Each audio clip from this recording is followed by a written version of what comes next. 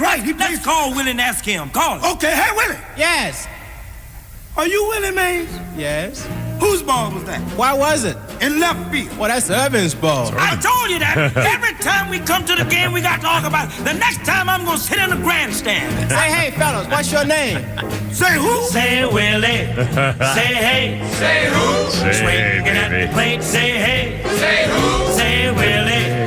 That giant kid is great. Willie Mays. The ball is slung on 93 years old. Willie Mays passed away. And, it was, and just the other day they were talking about him being the star attraction at the game tomorrow, commemorating, is it the oldest ballpark in the world? Well, it was commemorating him and the Negro Leagues at the oldest ballpark that he played in as a minor leaguer. Yeah. And we'll talk a lot about it. There's a statement from the commissioner and so forth. Willie Mays passed away at 93, and he was he said he couldn't make it because he was too ill, and that was yesterday, and clearly so. What a shame. Anyway, memories and thoughts, and I'm one of the greatest, maybe the greatest center fielder ever, one of the greatest 2, 3, 4 baseball players ever. He's definitely top 3 top 3, 4, all 5 time guys. Yeah, probably the best all-around 5-tool player that ever played. I mean, how do you put in there maybe a Cobb or Ichiro, someone up there who could do everything, except, Ichiro and Cobb only hit homers when they wanted to, basically. Yeah. He hit 660. He was my favorite player as a kid. Yeah. It was Willie Mays. Well, it's what a career. I mean, he was in the Army, served in the Army. 2 years he missed. Yeah. 2 years he missed, and at the very beginning. Yeah. Well, you also think of guys like Ted Williams. Hell, he was a combat pilot. He missed about for 5 years. He missed 2 wars, basically. He missed. Yeah. Anyway, I think both of them would have come close, if not beaten Ruth's record first, had they not been in the military and Willie played where he played in Candlestick. Yeah. The game at the historic Rickwood Field, designed tomorrow to celebrate, it'll be Willie Mays and his peers. Sadness in our hearts, the commissioner writes. It'll now also serve as a national remembrance of an American who will forever remain on the short list of the most impactful individuals our great game has ever known. A tribute to the Negro Leagues. It'll feature the pregame ceremony honoring the life of Willie Mays tomorrow on Major League Baseball, I guess. I hope they're going to cover that live. Oh, sure. Obviously, that's like the Field of Dreams game, basically, yeah. And going around also, making the rounds is pretty cool. If you ever see the black and white video of Willie Mays, the Say Hey kid, playing stickball, the Willie Mays in the streets, excited kids in front of awed adults. First episode, he was in the first episode with Mickey Mantle in the first episode of Home Run Derby. Remember? Are you old enough to remember that? From Wrigley Field in L.A. The show, 1960. You weren't even born in 1960. I wasn't. Boy, I remember watching that, and it was the silliest thing. And they, it was in black and white, and they were an announcer there, and Kurt Gowdy or somebody. It was some guy you never heard of. Anyway, and they'd say, and they come up and they talk for a second, and they'd hit batting practice, and they say the same thing. He hit that one really hard. Got a hold of that one. Wow! It just made it over. He's a great hitter. Nobody missed it. Everybody watched that stupid contest. You can watch it now if you want. Oh, man. He faced Washington Senator star Bob Ellison in the series of Home Run Derby. It aired 26 games, 9 innings, and anything other than a home run or a pitch taken was called a strike as an out. It was a forerunner to the Home Run Derby, which has been the day before the All-Star Game since 1985, but the original Home Run Derby. Imagine back when New York City actually mattered, back in the 50s, to have him with the Giants and Mantle with the Yankees and Snyder with the Dodgers. And all those, Roy Campanella, and just name the whole Pee Wee Reese, and name the starting lineups of all those guys. Yeah, but not anymore. No. Oh God, no. I mean, what a difference now. Anyway, Kimmer, Pete, and Flounder, how's it going? Flounder, anything new in the last 24 hours? Exciting entertainment of any kind? Not really. Yeah. Okay. Pete Davis joining us here in the blackberries are out. They're blooming, so I just picked some, brought some in today. As a kid, I was baby boomer. We grew up in a brand new subdivision, which were all being built, and so there was a lot of kind of natural territory and fields and woods and stuff. And we would, honest to goodness, we'd take buckets. My mother would say, "Let's go get make some pies," and my brother and I would, and my little sister, when she was old enough, we'd go out and the nearby fields and woods and stuff, and we would get blackberries, blueberries, raspberries. I think that was it. And we got big, beautiful. No boysenberries? We did. I don't. No gooseberries? No, it was blueberries, blackberries, and raspberries. Oh no, I think we actually grew strawberries. We had little gardens in our. Anyway, whatever. It was just so the blackberries are out. Excellent. Blackberries out, but the baby martins are gone. It's always sad when they leave the nest. I'm an empty nester. Oh, no kidding. But babies are gone. Oh well. Anyway, if you want to join us, we hope you do win. And Braves game is over. Yes, it is. They won 7-0. Yeah, well, there you are. So is this the first sweep they've had in over a month? Since they beat, God, it was it April or something? I want to say April. I forget who they swept. Who the hell did they sweep? I forget. Boston. They beat Boston. They swept them. I think maybe 2 games. I will have Braves highlights, also more on Willie Mays passing away, too, and some highlights and memories and spectacular plays and stuff like that, too. 404-741-1230. A lot of weird stories in the news today, including a lot of political stuff. And I've got some ideas about the debate coming up. It's next week. And by the way, again, I was hearing today they're going to be standing. I thought the demand by President White Trash was that they'd be sitting at tables, but they're going to be standing. So I think we've settled that. So yeah, I think we can. That's good. I think that's great. Also, we'll talk more about deep fakes. In fact, I'll be your deep fake host today. Oh, incidentally. And by the way, the White House is still saying that those tapes were edited to make it look bad about him being wandering around. I mean, it's just the balls on these people. Seriously, we saw it. I mean, we can see you. We looked at it. I mean, we can see you. But seriously. Oh, and by the way, it's 10 after 3, and this is a federal holiday. This is Federal Slave Day, so we need to do That's not Federal Slave Day. That's it's Federal Slave Day, so in honor of President White Trash, we need to do the Federal Slave Day a cheap. What is it? What are we calling it? The Federal Slave Freeze Dance. So if you would, let's do because it's like celebrating Juneteenth. So we're dancing, we're celebrating the presidential style of Juneteenth. And back to the thing. There you go. I just want to say that was his idea. That was his idea. I mean, what a bunch of crap. I've never seen anything in my life like this business of them saying, oh, no, he's sharp as a tack. He's never been bright. My God. And they have to watch. Oh, and one more thing. But before I forget this, I think I saw it last night, might have been at J.C. Water Show. Somebody, social media, leftist people, left liberal media people, put out a picture last night of Donald Trump, a picture taken from behind. Donald Trump walking down like a runway of a stage after leaving a podium to go back and whatever. So you see the picture of Donald Trump from behind walking away, and his right hand is down low holding onto the hand of Don Jr. Yeah. And the commentator said, well, even President Trump has had to have help getting off the stage before. This is nothing unusual. And then they played the full video. Donald Trump was shaking his son's hand as he left the stage. And the leftist said, oh, well, he had to be helped off the stage just like Biden. They're liars. God, I mean, the duplicity. I mean, I hate these people. I mean, honestly, no one's ever been this insidious. I know. I mean, this is so far below, beneath the tactics of the what the hell oh God, Daniel Segretti and the little Donald Segretti. Yeah, Donald Segretti and the snotty. What do they call them? The snotty guys who were all Princeton. No. Those ones are fixed-links. Oh, the Southern Cal Mafia. Yeah, but they were the dirty tricksers or oh crap! I can't believe they were named for them. Anyway, this is way worse than that because this is the media, the Department of Justice, the FBI, and the media all in on it. Yeah. God, I mean, honestly, in fact, here are some headlines.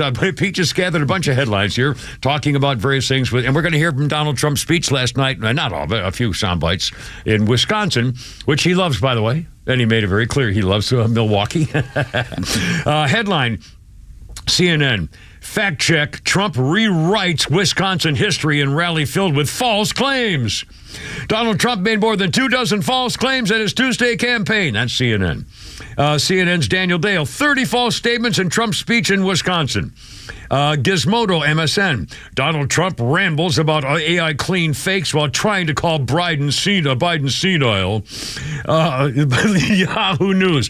Trump bungles his mockery of Biden over clean fake videos. GB News on MSN. Joe Biden will drag U.S. into World War III once Donald Trump, and then he tees off on Biden's immigration. Anyway, they can do everything they can to try to tell you. Every headline is anti-Trump. It's just unbelievable. There's none that are anti-Biden, but they're all anti-Trump. I mean, how can they? Honestly, I don't know how they can live with themselves. Truly, how could you be a member of the media and live with a duplicity that you're doing every freaking day? They're not. They're Democrats they're first, media people, before Americans, before journalists. Yeah. They're Democrats. Advocates with a typewriter and a keyboard. It's disgraceful.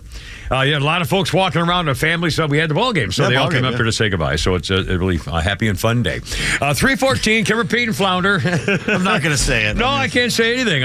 But I do have a way to sign off. The next Kimmer Babe who calls in, the next girl caller is going to get the special new Kimmer sign off. But that's coming up. 404-741-1230. Kimmer, Pete, and Flounder. Look out. Lucas, step back there, too.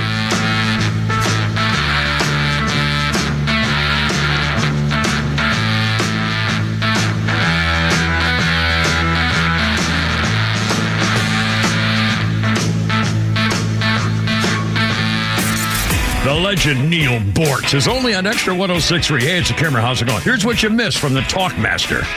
Is there any truth to the saying that better the devil you know than the devil you don't know?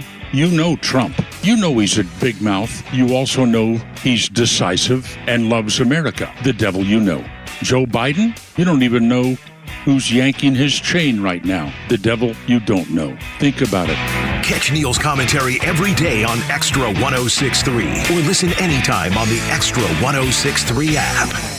True Prep on Cobb Parkway is your one-stop shop for emergency preparedness supplies, including freeze-dried food, water filtration, first aid, and more. They also have a large selection of firearms, including a huge selection of AR-15s, firearm accessories, and ammo at the lowest prices around. They are locally owned and operated. You can visit their store in Marietta on Cobb Parkway or online at trueprep.com. That's TRUprep.com. Prepare today for a worry-free tomorrow at True Prep. Hey, it's Tug from my friends, the Frost family of First Liberty Building and Loan. You hear about their family's company all the time here on Extra 106.3. First Liberty has helped hundreds of small businesses grow by saying yes when the big banks say no. On Wall Street, opportunities to earn big returns are everywhere. But for Main Street investors, those opportunities are hard to find. Until now. Our First Liberty notes are now open to qualified Main Street investors, paying interest rates of 8 to 13% while helping fuel the growth of small businesses right here in Georgia. With a few basic qualifications and with as little as $25,000, qualified Main Street investors just like you can earn an 8 to 13% interest rate. If this is you, they'd love to hear from you. Go to FirstLibertyGA.com and consider joining the First Liberty family today. That's FirstLibertyGA.com. FirstLibertyGA.com. First Liberty notes are not obligations of or guaranteed by any financial institution and are not secured by any collateral. They are not FDIC insured or guaranteed by any government agency. You could lose money. Purchasers must verify their SEC accredited investor status. Securities are not being offered in any jurisdiction in which it is unlawful. Are you concerned about securing your family's future and assets? Look no further than Nelson Elder Care Law. As a family-owned and family-focused firm, we offer absolute assurance and peace of mind through our comprehensive asset protection services. Visit NelsonElderCareLaw.com to explore how we can safeguard your legacy and provide tailored solutions for your family's well-being. Hey fans, summer is here and you know what that means. Exterior painting season. At Atlanta Painting Company, this summer, save 10% off of all exterior projects and get a free color consultation. We understand how valuable your home is, so protect your investment with our industry-leading warranty and unmatched customer service. Don't just take our word for it. We have over 900 Google reviews telling you why we're the painters you can trust. Ready to get started? Visit us online at atlantapaintingcompany.com to schedule your free home consultation. The Atlanta Painting Company, the painters you can trust.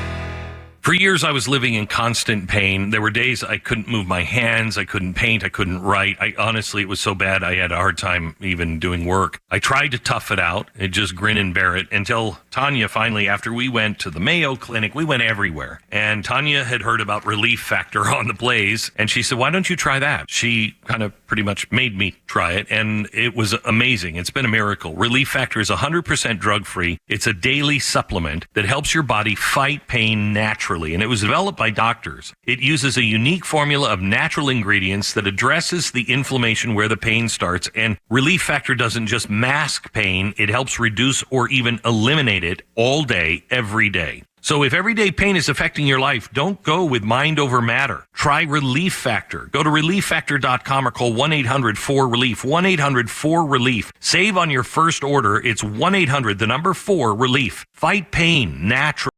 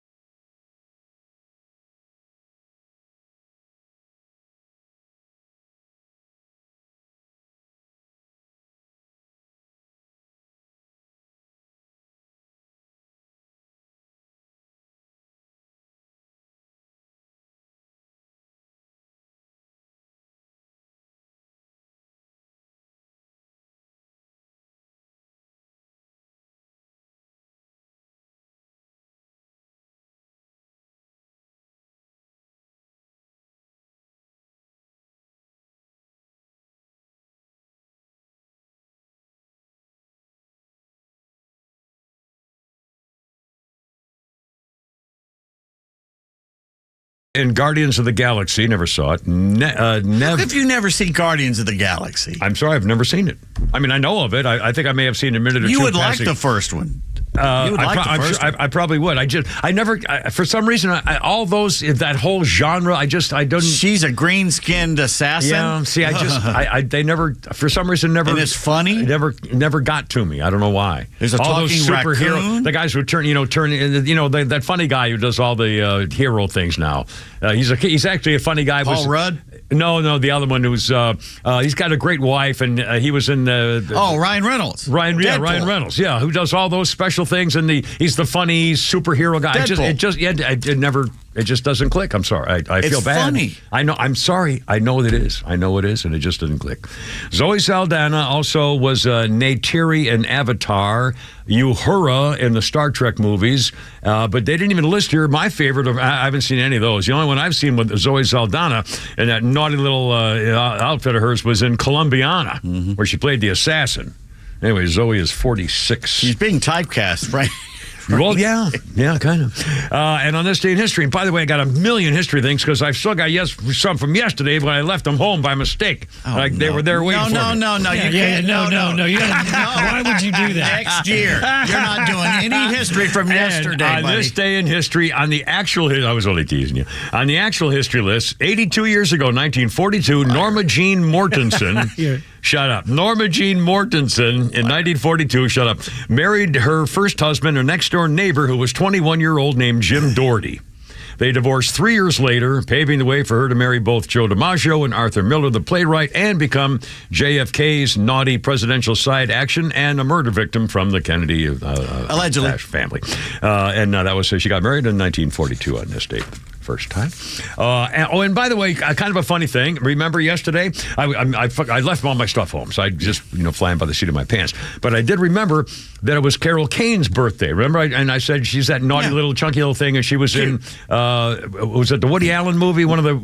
Recently, she was the Penguin's mother in Gotham, the TV show. Well, and I remember I was upset because I remembered I was going to mention her birthday yesterday. Well, last night I get home, and I'm doing stuff for the show, and I always, when I'm working on the show every night, I always have the news on or something on. So I'm going through the TV, see what's on while I'm working.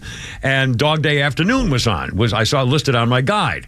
So it was already in progress. It was like half over. And I said, well, you haven't seen that in 40 years or whatever. So I think I'll see what's going on. So I clicked over to it. And the first opening scene that I saw in the middle of Dog Day Afternoon was Carol Kane as one of the victims in the bank. And it was her scene of on the phone, and it was just, talk about ironically, I just thought, man, is that cool or what? Is synchronicity is what that is. I couldn't believe it. I tuned into Dog Day After, and I didn't remember she was in that. The first scene when I clicked on the TV, and right in the middle of it, of all the things, in the middle of the movie, Carol Kane's on the scene. And I just thought that was so cool. By the way, we need to congratulate you. What did I do? Because before the show, Flounder and I got together and we did an over-under how soon it would take you during the Willie Mays segment. To talk Willie Mays about to bring it back to you. Well, I did it deliberately. Well, guess what? Kaysen actually last night tweeted me. Kaysen said, you and Flounder, out of respect for Willie, one of you is going to need to slap Kimmer when he turns the story into the time he met Willie. Which is exactly why, in honor of Willie Mays, I didn't say a freaking word about me and how he told me to do with various things with bad words to the camera. By the way, talk about bucket list stuff. How many people in the history of the world had the chance to meet Willie Mays? I didn't. And be grossed out by being called all kinds of holding names and turn his back on me and slam me, and I had no idea why, because I was representing a guy he hated in San Francisco, and I had no idea at the time. Your self-control in waiting 24 minutes in the show to mention this, including an entire segment about him. You mentioned it, not me. I just wish you had the self-control during your history segment or the Alpharetta traffic report segment that you did. These things are important. Those history things are important. I know, but not yesterday's history. Well, you blew it. No, you didn't bring it in, so it's only today. In fact, I'll tell you what, ladies and gentlemen, we have the news. We're going to do the news. We're going to talk debate stuff. We'll hear the Donald Trump stuff in a second. But while you mention that, Mr. Smarty Ass Pants, yesterday I remarked to you that there was a company that had now set the record for the most value of any company in history of the world, overtaking Microsoft. You didn't know who it was. And I didn't know who it was. Well, now I do. I looked it up and I specially checked it, and here we go. The company is named NVIDIA. Oh, yeah, NVIDIA. Yeah, NVIDIA, and their rise is among the fastest in market history. Now, with that in mind, the reason I brought in yesterday's history is because on this day yesterday, it's very quick. Check this out. Well, now I can't find it. Hold on. You know how they made their money?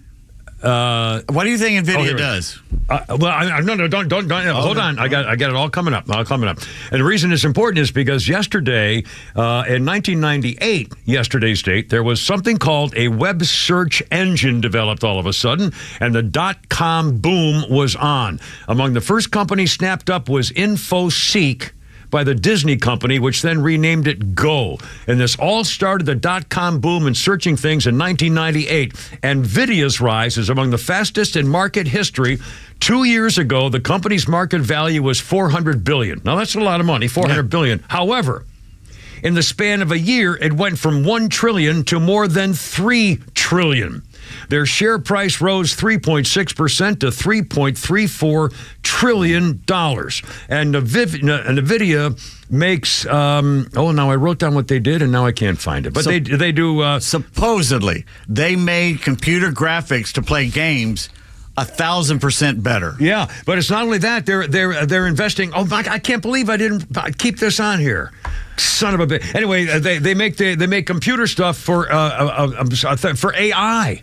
Yeah, and they're the games. ones investigating in the new AI boom, and they're on top of it, and they're now worth $3.3 trillion. In fact, there's some politicians that people are looking into going, how did they know about this? Like Pelosi, I think, is one of them. But, but again, I am so out of the loop on even talking about this. I don't know what that means. What does it come to me? It's worth $3.3 trillion. If somebody had $3.3 trillion in cash, they could go buy the company? I mean, nobody's got $3.3 trillion, so what does it even mean that it's worth $3.3 trillion? And does that mean if somebody could buy it for that? I mean, again, I don't know what that means. It doesn't mean anything. It's not real money. Nobody has $3.3 trillion to go buy that company. Nope. So, I mean, I don't even, you know what I mean? They're playing with numbers, and it's all going to come crashing down. Again, it's all, I'm not going to be part of it. I don't know anything about getting involved with, Cinco dollars, whatever the hell, cyber freaking currency or something. Secret dollars. They were today talking about secret money. I don't know what that is. A new currency exchange.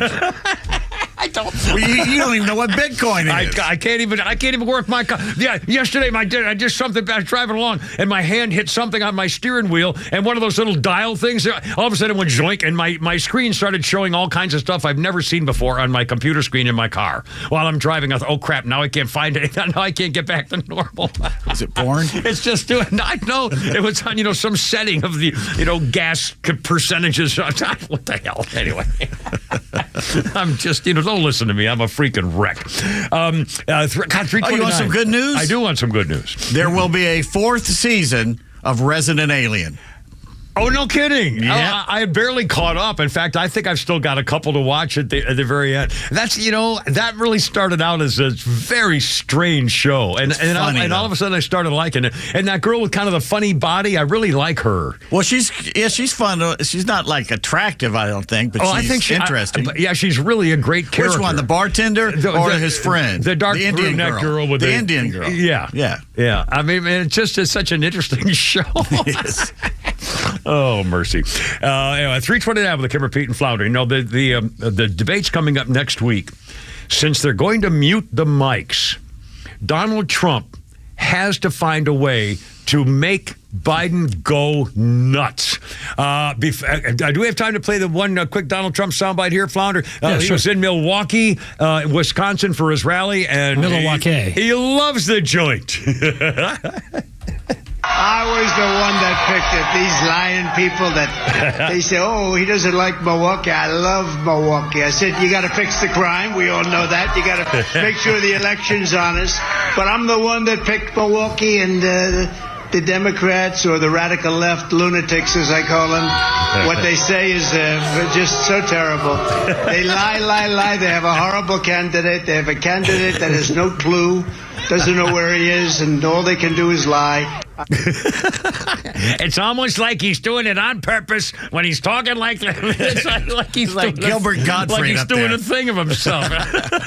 God of America. 3:30. Kimmer, Pete, and Flounder, and Lucas is back there too. We got Holy Crap and Sports later on, and Flounder's Funnies coming up shortly, and the whole deal here on 106.3. Braves win. Braves win. Look out.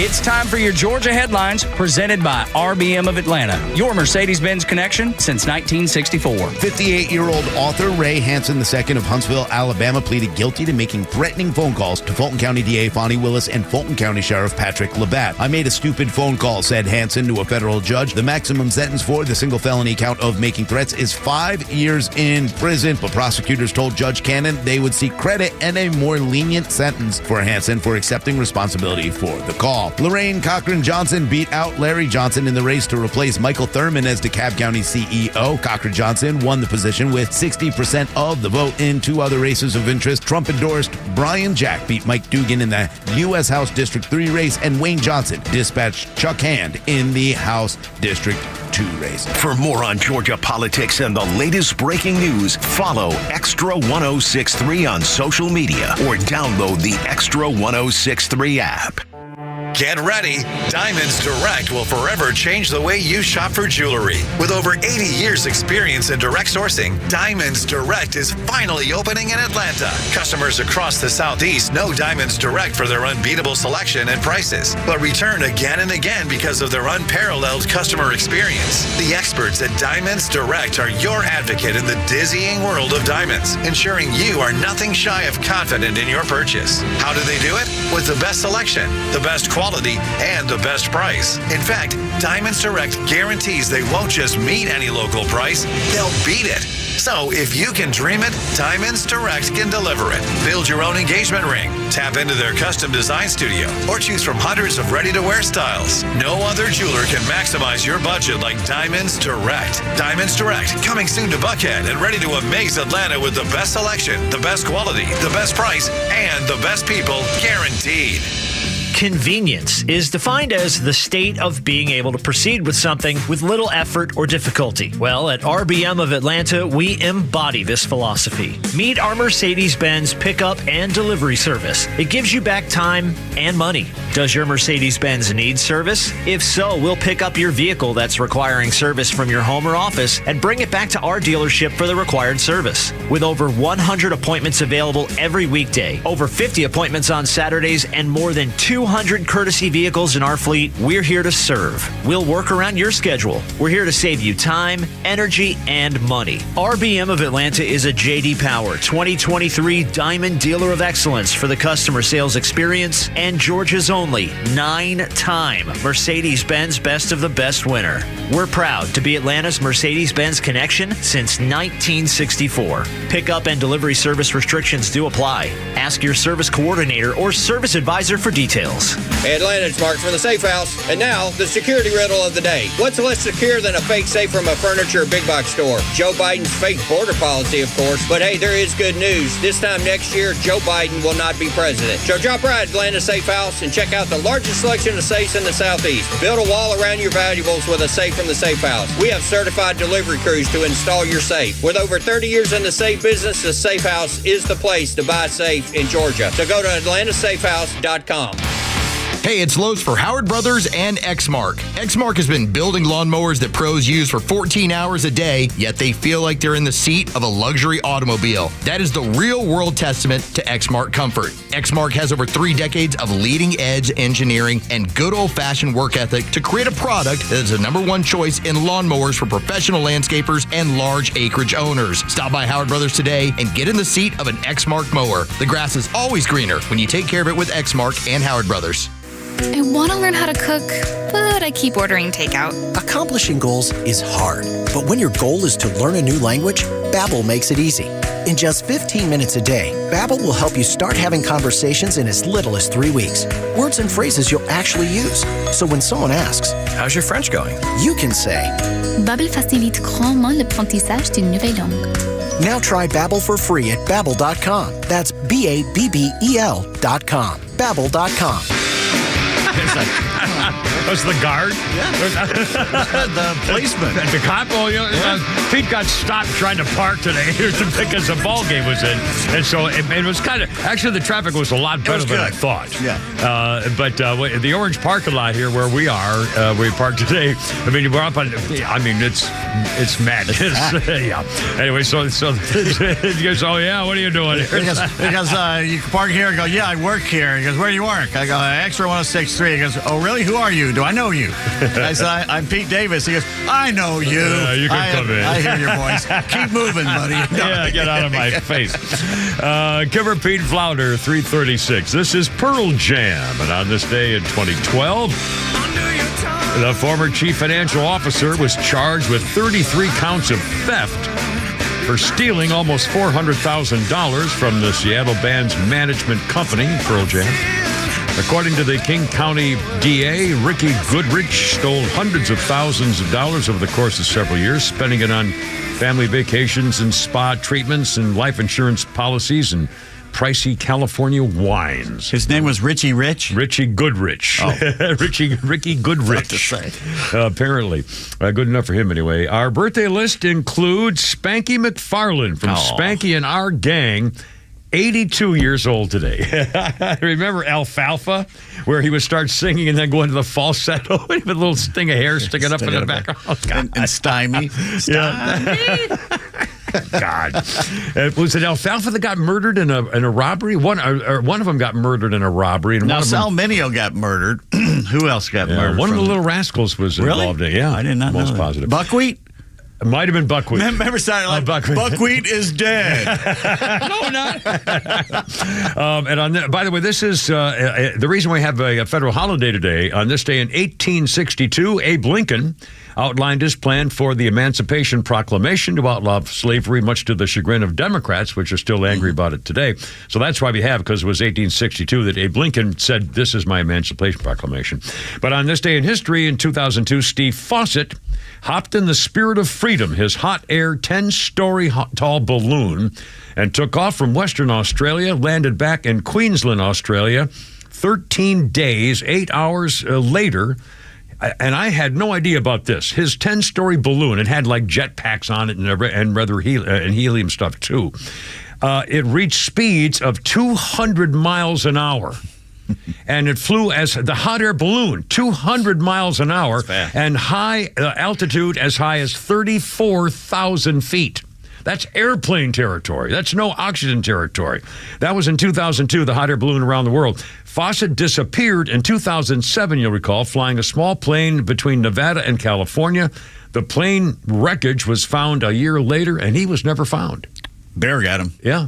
Ate him up. Apparently. By the way, you said the Juneteenth, I thought, was that the word didn't get to Texas till 1866 that the slaves were free. Well, that's why they call it Juneteenth, because that was the date when Texas finally did it. But this was the day in 1862 when Lincoln said, "Here is what I'm going to do. I'm freeing the slaves."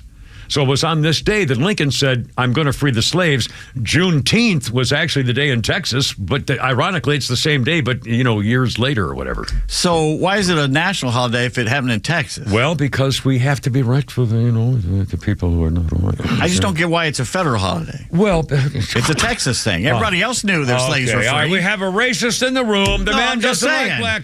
It's because everybody's afraid to say no to any freaking black thing. That's why. How about that? Yeah, actually, Bort's discussed it on his sports report today. Everybody's afraid to say, "Oh, well, we got to, what the hell? It was a couple of hundred years ago. Were we celebrating the end of slavery?" I said yesterday. For what? There are parts of this world now where slavery is rampant. Jesus. But instead of fighting that, they're fighting ghosts from 160 years ago. And they're still trying to bring back the 1619 Project as though America's based on slavery, period. So now we're doing federal holidays to honor slavery. I mean, no, I'm not anti-holiday. Don't get me wrong.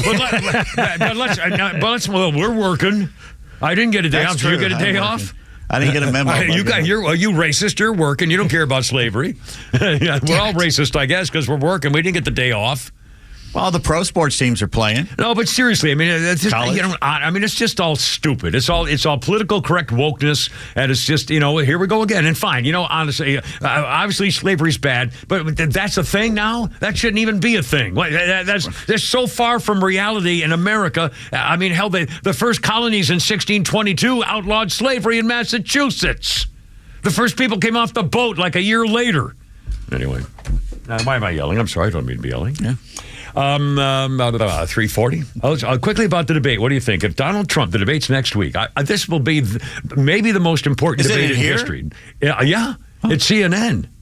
CNN is, I believe, next Thursday. I didn't think CNN was still here. I thought they left for New York. They left for New York, but I believe it's going to. I think it's still here. Yeah. Now maybe just their headquarters. I don't really know. Like 4 people left. Yeah, but anyway, here, and I think this may be the most. I'm trying to. Any other debate you've ever seen? Obviously, the first Kennedy-Nixon debate, because that was a whole issue. I mean, this debate's going to determine whether he's able to run again. Well, I mean, it'll mean everything. I mean, although based on his performance, who you talking about, Biden? Yeah, I'm talking about Biden. Based on his performance, they'll either go with him or they'll figure something out to put somebody else in front. That's why I'm saying this may be the most important and probably the most watched debate in history. Reagan-Carter was pretty big.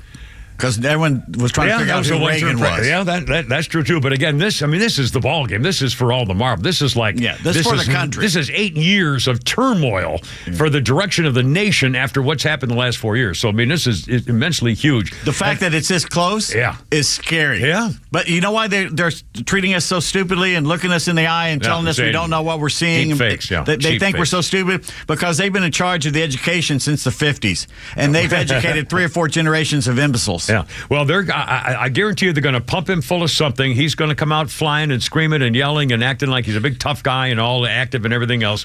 But the good news is, since they're going to mute the mics, my suggestion for Donald Trump is to play it slow and serious and above board and just name off the accomplishments under Trump. Let's see, gas prices in 2020 were $1.92 and now they're $3.96.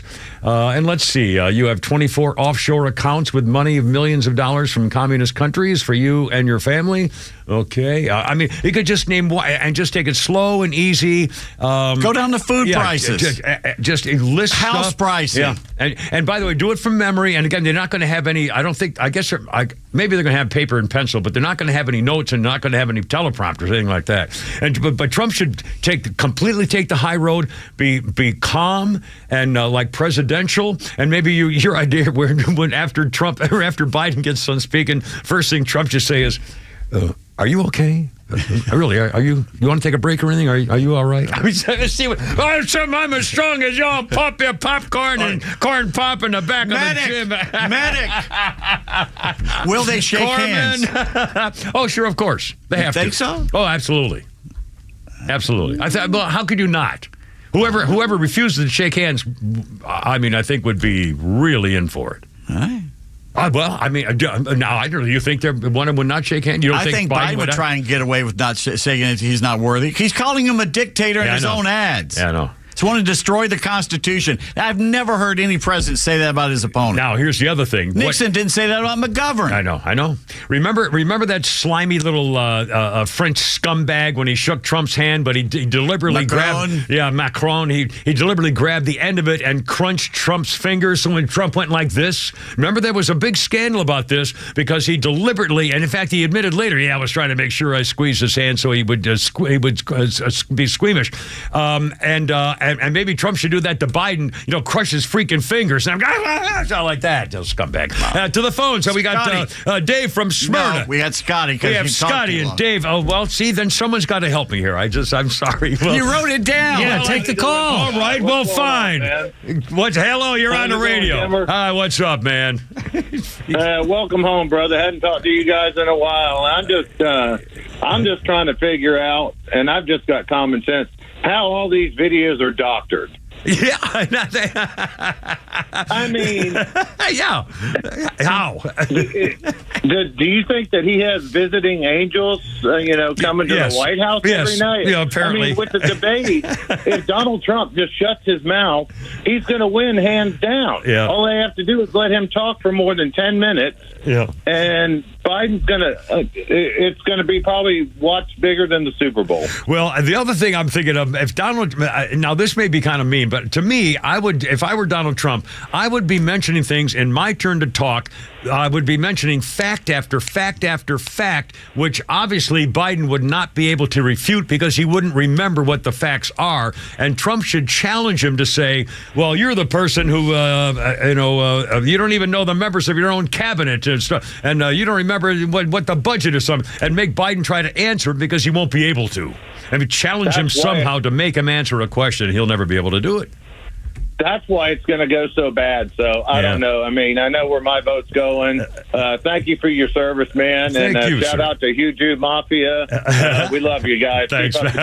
Thank you so much. That's very kind. About 346 here, if you like. And Dave from Smyrna, I'm sorry, man. I'm not good. I'm not good. You wrote it down. Well, there's two of you here, too, could say, hey, phone call or something, maybe. We got to, do the whole thing together there, Jeez. Okay, Mr. President. See, I'm up there. I could be the president. You're supposed to save me. Take me by the hand someplace. 346, Kipper, Pete, and Flounder. My God, it's hump day, too. 2 more to go in this week.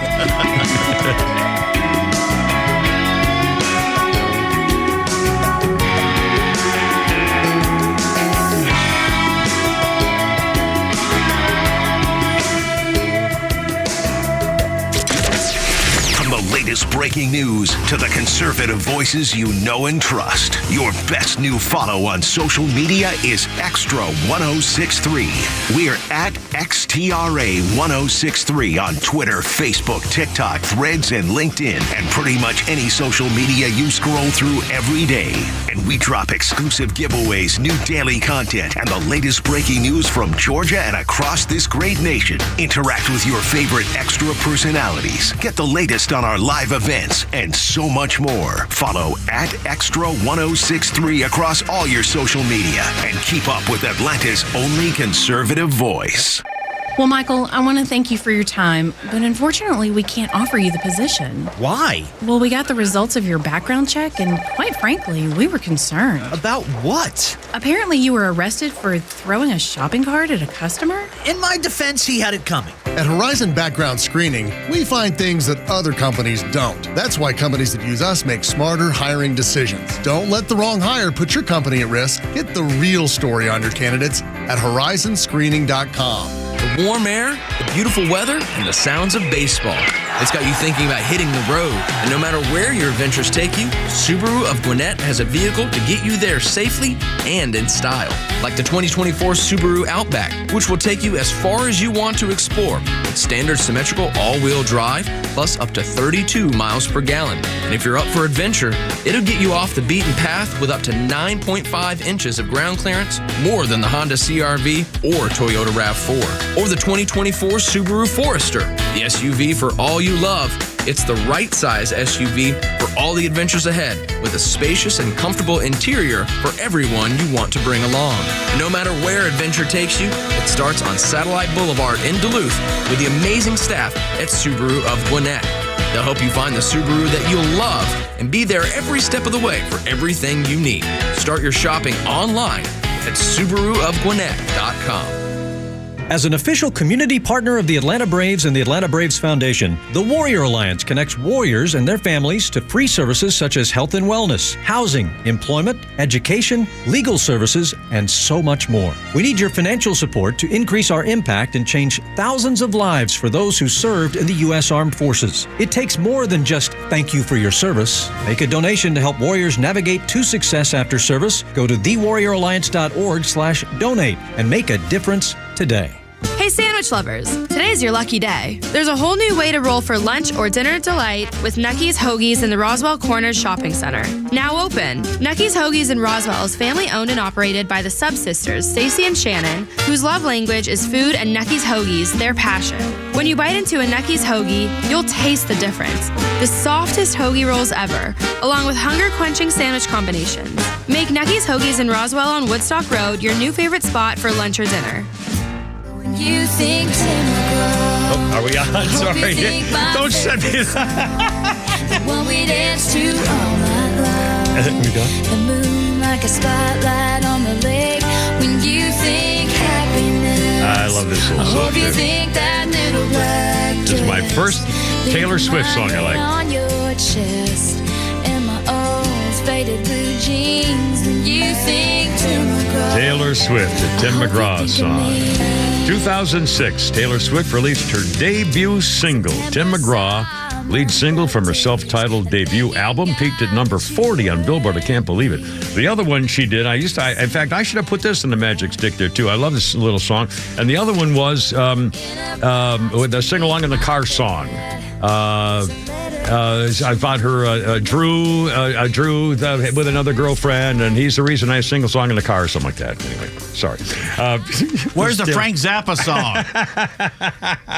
Jeez, he's just set that one on the tee for you there. What? The whole Taylor Swift. I love Taylor Swift. Well, I do love Taylor Swift. And her song, not her person. But I love her, some of her music. I like 4 songs of Taylor Swift. So what, that's bad? That's nothing. Okay. Well, okay, I'm a little, maybe I have feelings. I have feelings. You know, it doesn't mean I'm a freaking girl. Maybe inside a little. Yes, it is. Well, okay, maybe it does mean I'm a girl.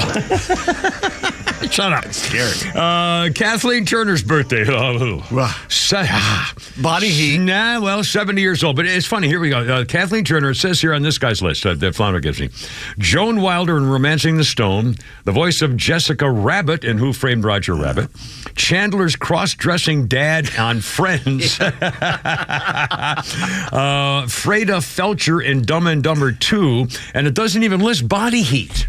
Wow, that was their best. Is that amazing? Role. Well, that was amazing. Well, Romancing the Stone was their best, but Body Heat. Well, yeah, but Body Heat was, oh my God, Kathleen Turner, 70. And she was also in Californication, the TV series, where she gained about 80 pounds. And you saw her for the first time in since Romeo. Anyway, Kathleen Turner, 70. So there you are. Let's see, a little historical note here for you. I was going to do that. No, let me change it here. 22 years ago, 2002, Marilyn Manson got off with only a $4,000 fine after pleading no contest to rubbing his genitalia on a security guard's bald head. I don't think the term "got off" is how you should have started that story. There. Grammatically challenging for a second. By the way, Flounder just sent a story. This is real visual, but if you should Google it, and if you just look on what's being posted on X and Twitter, you'll probably find it. Last night, President White Trash was escorted by the Secret Service to his car to leave, get in the car. The video shows President Stupid Face. He lifts his foot up, and it takes him 15 seconds to slowly get into the car, surrounded and helped by Secret Service agents. And this is not deep fake. This is not cheap fake. Took him 15 seconds to climb one step and get in the car. He's falling apart. Oh, my God. Jane says, this is exactly how my 97-year-old dad gets in his car with me standing behind him after surviving 4 heart attacks and a bike accident and cancer. Are they going to lower the car for him like they did the ramp on the airplane? Like the ramp on the plane. Jeez. He's 81 and in bad shape. They could make a low rider out of it so he can just slide in and then it'll come back up on the hydraulics. God, I mean, it's unbelievable. What actually hurts is America being the laughing stock of the world. This is elder abuse. He's done. It's not a slow motion video. They're going to say they're going to say they slowed it down, faked it. Only that part. Only that part. Nobody else. Now, everything else is fine, but then they slow all of a sudden the president. Oh, my God. He becomes a $6 million man. I mean, shame on him. Shame on him. In fact, I wish during the debate, I hope at some point President Trump talks about, you know what he should do? He should say, when he gets to his turn and say, well, here's what I think is important to say, ladies and gentlemen. Laken Riley. The reason Laken Riley is dead is because the Georgia nursing student was murdered by someone who sneaked across the border. Ask him who she is. Yeah, well, and to get to the point, and the only time they forced you to mention her name, you got it wrong. And then maybe something like, you are responsible. Again, slowly, very seriously and slowly. You are responsible for those thousands and thousands of drug deaths, of those murders, of people who sneaked across the border because you opened the border. I had policies in place to take care of the border, staying in place. Everything was going as well as to be expected, especially during the China kill virus. And you allowed all these people to come in deliberately and on purpose for political reasons. Shame on you. Shame on you. What a disgrace. Pause. I don't think we've ever had a time in our country where Americans have been so ashamed of the leadership of their nation. I mean, do that. Okay, that's a whole. That's your fantasy. Trump doesn't. He doesn't work do like that. I know, but you know what he does do? He looks at it and goes, "Who's Laken Red?" Yeah, right. Yeah. Ask her name. Say her name. Yeah, I mean, and all of them do. All of these that are in. Hopefully, there'll be more in the news by then. But still, I mean, just and do it. Oh man, I can't wait to see this. I think this is going to be. If someone really doesn't cool. put the $6 million man sounds on him getting in that car, Oh, Lordy. Let's see. Justin Timberlake's at 3:56. God. Oh, we got a Flounders Funny coming up here, too. And Justin Timberlake's back in the news. Actually, his lawyer's now being quoted saying, well, they're not. He'll be fined $500. Everything will be fine. It's an event. It's not like a crime, really. But have they any more updates on all the drugs they said were in his system, which is impossible to find out in one day? That probably wasn't true. I mean, I can't. Yeah. But now, have you seen the latest? Now they're saying, well, this reminds us of the time that he got caught cheating on his lovely wife. And they're now going into all that stuff about how he cheated on his wife. Typical media, something like this happens. All they do is dig up their past. Dig up the past and when he was accused of cheating on his wife, and now all that's got to come up again. She's got to go nuts. I like what Ricky Gervais did to him. So. Tell him what you said. Ricky Gervais sent a meme, and it says a tweet. And it says, addressed to Justin Timberlake saying, quote, did you get the bottle of Dutch Barn vodka I sent you the other day? Why didn't he get an Uber? I don't know. When you're that rich. Nucky's Hoagies. There's Flounders Funny for you. I want to be serious for a second is that I'm going to say stuff I don't mean up here. This is stand-up. To me, this is the final frontier of free speech. This is the place where we get to say stuff we don't mean. We get to make jokes. Yeah, thank you. The point of stand-up is to light up the darkness, right? When you look at soldiers at war, they're making the darkest jokes possible because otherwise it's just darkness.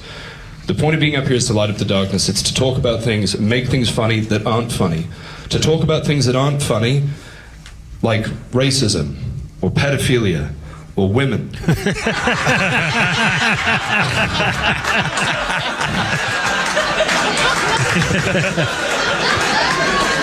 That's a joke. It's a joke that a woman couldn't have written. And who's that there? Some new guy I found, Ian Stanley. Ian Stanley. All right. So it started off really kind of like... I think that was his point. Obviously. Which is fairly amusing. Let's see. 3:58. A heroic New Yorker, they're calling her. Angela Soretti, 23 years old, recognized the suspect in that broad daylight rape in a park in New York City. The Ecuadorian illegal immigrant, had already been convicted of other things around the world. Anyway, so she recognized him and tackled him, held him in a headlock. And some friends joined in, and she says, yeah, I pointed him out. I said, whoa, yo, that's him. I recognize him. His face was everywhere. That's him. What's confirmed that everything has spiraled from there. She grabbed him, put him in a headlock. He tried to run away. He's got something his mother should have done to him. I'll put it that way. As a woman, I had to really set the tone to remind him it wasn't a man that did this to you. It was a woman. So this girl's beating the crap out of this suspected rapist. And they pounded him. He's hiding under a car. They finally drag him out by the police. Anyway, so this little girl's a hero in this whole thing. Anyway, and they're saluting her in New York, as they should, thanks to Joe Biden, as all happened in the first place. 4 o'clock, Kemmer, Peyton, Flounder, 106.3. Braves win, too.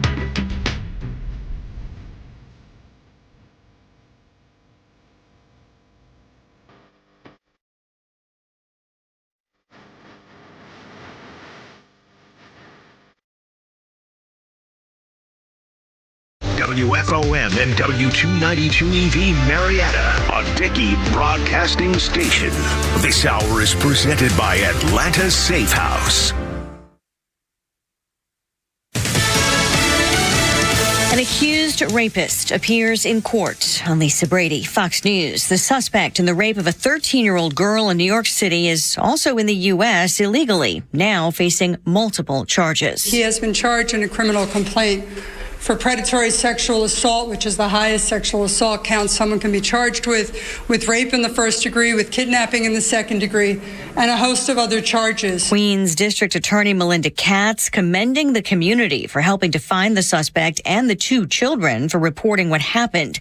The 25-year-old from Ecuador accused of tying up a boy and a girl before raping the girl in a park last week. He's held without bail for now after today's arraignment. Louisiana becomes the first state state in the country to require the 10 Commandments be displayed in every public school classroom. Signed into law by Republican Governor Jeff Landry, legal challenges are expected. A senior ISIS leader taken out by a U.S. airstrike in Syria. U.S. Central Command says the death of Osama Jamal Mohammed Ibrahim al-Janabi will disrupt the ability of ISIS to conduct terror attacks.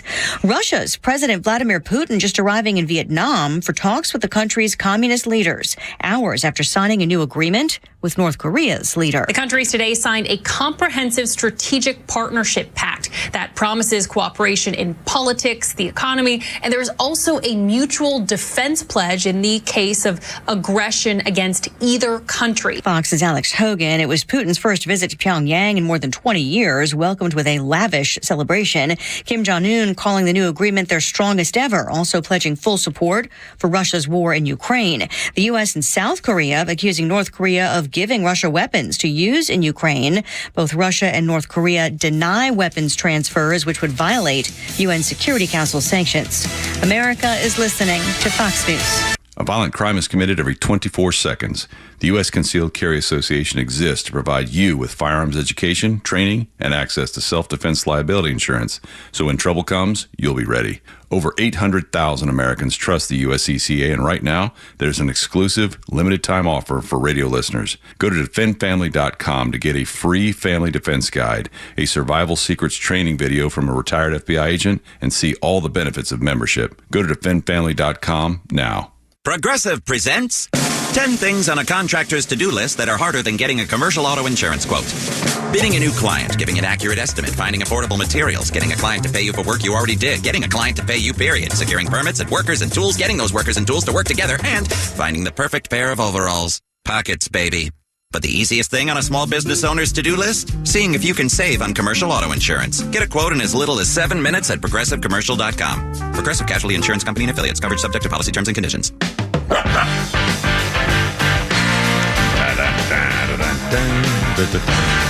Look out. It's only me. It's only the Kimmer with Pete Davis and Flond, eh? 403 with Edgar Winter. Oh, my. 1973, Edgar Winter's U.S. #1 hit Frankenstein was awarded a gold record. 1973, Winter named the song because of how many cuts and patches were contained in the original studio tape. Of course, that's back when they had to cut it. There was no digital stuff in 1973. Yeah, they did on the reels. Yeah, and in fact, I remember my first days in broadcasting, and you probably too. Yeah, it would physically edit the video, audio tape. Yeah, and I did the same thing in TV. I used to have to when I was a TV reporter in Phoenix when I was in school.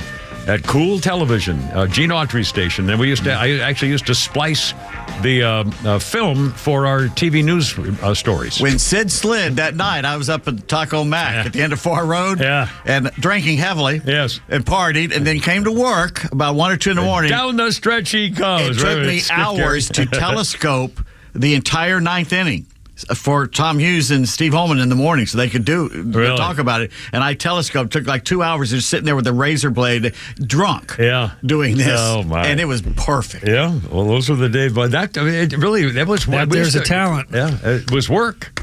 I mean, you had to do it. You had to hand-eye coordination. Be committed. Yeah, it was fun. Our birthday list includes Paula Abdul, 62 today. She made a name for herself long before American Idol with Forever Your Girl. Cold-hearted, straight up, let me tell you, opposites attract. And I think it was so sweet that Paula Abdul would, after when the American Idol show was done taping, she would let the guys make love to her once in a while, which I think was very sweet. That she would occasionally just grab one of the male contestants and say, gee, you're so cute. And he'd say, you're so cute. And they would make love together so sweetly and wonderfully. She was a Laker girl, wasn't she? She was a Laker girl. Yeah, she was indeed. Paula Abdul. And, I got a double thing here. I'm so excited because I did research on my own here. Another thing. Oh, now, see, when you do that, it covers up my phone. Now I got to get rid of that part and get rid of your part so I can read my part. All right, here we go. No, it can't wait. I'm doing the history. Oh, yours can wait. I'm sorry. And Flounder sent us something we're going to hear here in a minute, too. And another Willie Mays tribute here in a second. First of all, okay, let me do this. Oh, are you calling me, you bastard? Pete Davis is calling me. That shuts the whole phone Well, down. I've got an iThing, I've got a notepad die, and I've got my phone, and I've got all this stuff. It was on this day in 1953, Julius and Ethel Rosenberg had been convicted of conspiring to pass atomic secrets to the Soviet Union. They were executed at Sing Sing prison in New York. Good. Julius died from the first electric shock. Ethel's execution did not go quite as smoothly. Made of sterner stuff. She was given the normal course of 3 electric shocks. Attendants removed the strapping and other equipment, only to find by the doctors she was still having a heartbeat. Because it was after the 3 charges of electricity, she was strapped back into the electric chair. Hold still. And they gave her 2 more before she finally died. They were the first Americans executed for espionage, passing secrets to the Soviet Union. However, it turned out that it says here the main witness against them lied. Julius was indeed a spy, but he gave the Soviets nothing of consequence, nothing about atomic secrets, and Ethel did nothing to deserve the electric chair, it says here. Now, I don't think that's true. I think they were guilty as hell. Communists. And they got caught, and it was a bad time, and they deserve what they got. Yep. But although I can't help thinking about this, can you imagine what it must have been like for the electric chair? No one, it's one thing to take the gas chamber where you're going to, maybe smell something bad for a second, but to know that you're about to get electric jolts, that you've had everybody's had a jolt. Everybody, static electricity or something. Everybody's experienced some kind of electric shock in their life. Can you imagine what you're in your head knowing what you're about to experience that's going to kill you? And they did it to her. She's still living 3 times. I'm telling you, tough broad. Yeah. Anyway, 407. Okay, Flounder and Pete Davis. You'll obviously Holy Crap at Sports after 5 o'clock later today. We'll talk a lot about Willie Mays and so forth. Willie passed away. Willie Mays dead at 93. And here's one of the memorable moments about Willie Mays and his historic baseball career. Flounder. Here's the pitch to Willie. Swung on, hit deep to left. That one is way back, way back, way back. Pull it goodbye, number 600 for Willie Mays, and the bye-bye baby bonanza. And the Giants come to home plate to greet him. Number 600 for Mays. He hit it over the 370-foot mark. And what? That wasn't the one we were talking about. That wasn't the catch.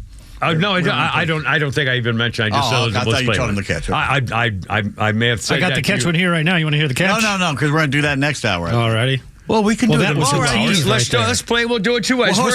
So which one was that? Because that was a 600 home run. Okay, I think that was Lon Simmons who called that. Okay, and let's for the hell of it, let's do the catch. We'll do it. We can do it twice in the show. My God, he's a big star. Let's do it, Flounder, if you would, sir. There's a long drive, way back in center field, way back.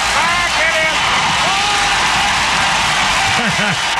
Willie Mays just brought this crowd to its feet with a catch, which must have been an optical illusion to a lot of people.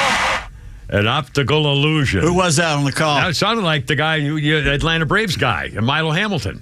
It sounded like Milo to me. Not that scumball. No. Yes. That was Jack Brickhouse. Oh, no kidding. Yeah. I'll remember. Cubs. And didn't he start doing beer commercials later on in life or something? I don't know. What big bald-headed guy, right? Jack Brickhouse. Yeah. It was before Harry Carey, I think. Yeah. Yeah. He's been around. And now I forgot what I was going to say. Milo Hamilton. Yeah, he was kind of a. I mean, he the guy could call a game, but he was in person. I remember. I used to work across the hall from him at the TV station outside the radio station, and he was in there. I would see him 1 year back in the early '70s or something, I think. Anyway, 409, almost 410. Let's call it almost 410. Our 4 o'clock hour brought to you by our good friends, the home of the Kimmer Safe, Atlanta Safe House. You need a safe, for your Social Security card, your business, your medical records. Unlike the Kimmer, being an idiot. I bought 2 safes from the Atlanta Safe House. They have a showroom in Ackworth. Check it out. And on the web, pistol safes, security safes, every kind of safe for your safety. AtlantaSafehouse.com. 410-404-741-1230. 741-1230. And I'm surprised this Uber driver's still alive. In the state of Washington, a guy named Ahmed Ali, 58 years old, faced his first court case. And he was in pretty bad shape because he apparently had picked up an intoxicated woman drinking with friends in Olympia, Washington over the weekend. A friend of the victim ordered her a ride, and on the app, her Uber app because she was too drunk to go home alone. Watched her get into the Uber 12:17 in the morning after midnight, heading to a different bar. Instead of driving her home, though, the Uber driver, which is 12 minutes away, took advantage of the passenger, used his Uber app to make it look like he had dropped her off, drove her to a secluded, well-known fishing spot near a river near the Fort Lewis Army Base, an hour from Seattle. The victim's friends arrived at her house later, and she had not come home. They called her father, who had his daughter's location on the Life 360 app. I'm going to make a note of that. The Life 360 app. He hastily headed toward where she was with a pack of other concerned family members. They found the woman because of the app. They found the woman naked in the back of the Uber being sexually assaulted. Ali, the driver, quickly tried to pull up his pants, scrambled into the front seat of the car to make his getaway. The father began to beat him senselessly. During the altercation, the enraged father pulled out a gun and fired a couple of shots at him. Both missed, unfortunately, but the cops got him. They found him severely injured, bleeding from the head after the father had been beating the crap out of him. Thank God. Unfortunately, didn't get to kill him. Somehow, and then he goes to court. Well, this is state of Washington, home of, like Seattle and the Summer of Love and all that kind of stuff. Mm-hmm. The Superior Court Judge, John Skinder, slapped him with a $100,000 bail and said, boy, if you get out, you're going to have to wear a monitor. So, an Uber driver. How did he figure out how to mess with his thing to make it look like his car was somewhere else? That was pre-planned. Yeah. They got him nailed. Obviously. He should be dead. He should be dead. I mean, so drunk. Ahmed Ali, 58. I'd have pulled him out by the ankles. I'll tell you what. And snapped his neck. Well, it would have been one round in the old gun. No, I'd do that with my hands. No, I'd say the last shot would be. Well, what'd you shoot him in the nut for? Well, to make sure he wouldn't get up. It's like the Joker says, why don't you use a gun? He goes, I'll use a knife. It's much more personal. 413 with a Caribbean flounder. And the poor Florida family got a thing for their kid to play football at a college in California, dropped him off and got robbed. And they say, that's ball, we're going home. And it didn't last long. Bienvenidos a California. And guess what? The worst run city in America. Well, coming up, 413, Caribbean and flounder. Jacksonville? Could be.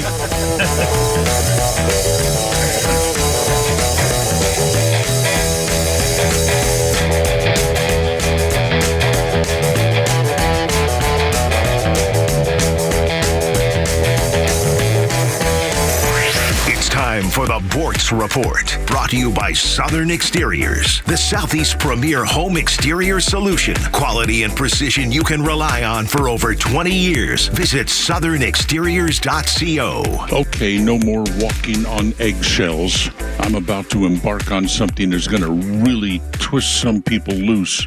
I just spent a week in Atlanta. Paid special attention to the crime stories. A man drops a dollar bill at a food court or something. Some other guy claims it, and they end up both pulling out guns. Somebody gets shot. Somebody gets shot at Phipps Plaza. I don't want to read the entire list, but you know this. Here's where I start to make people mad. When you're driving through Atlanta, virtually every young black male you see on the street has a gun. Almost every one of them.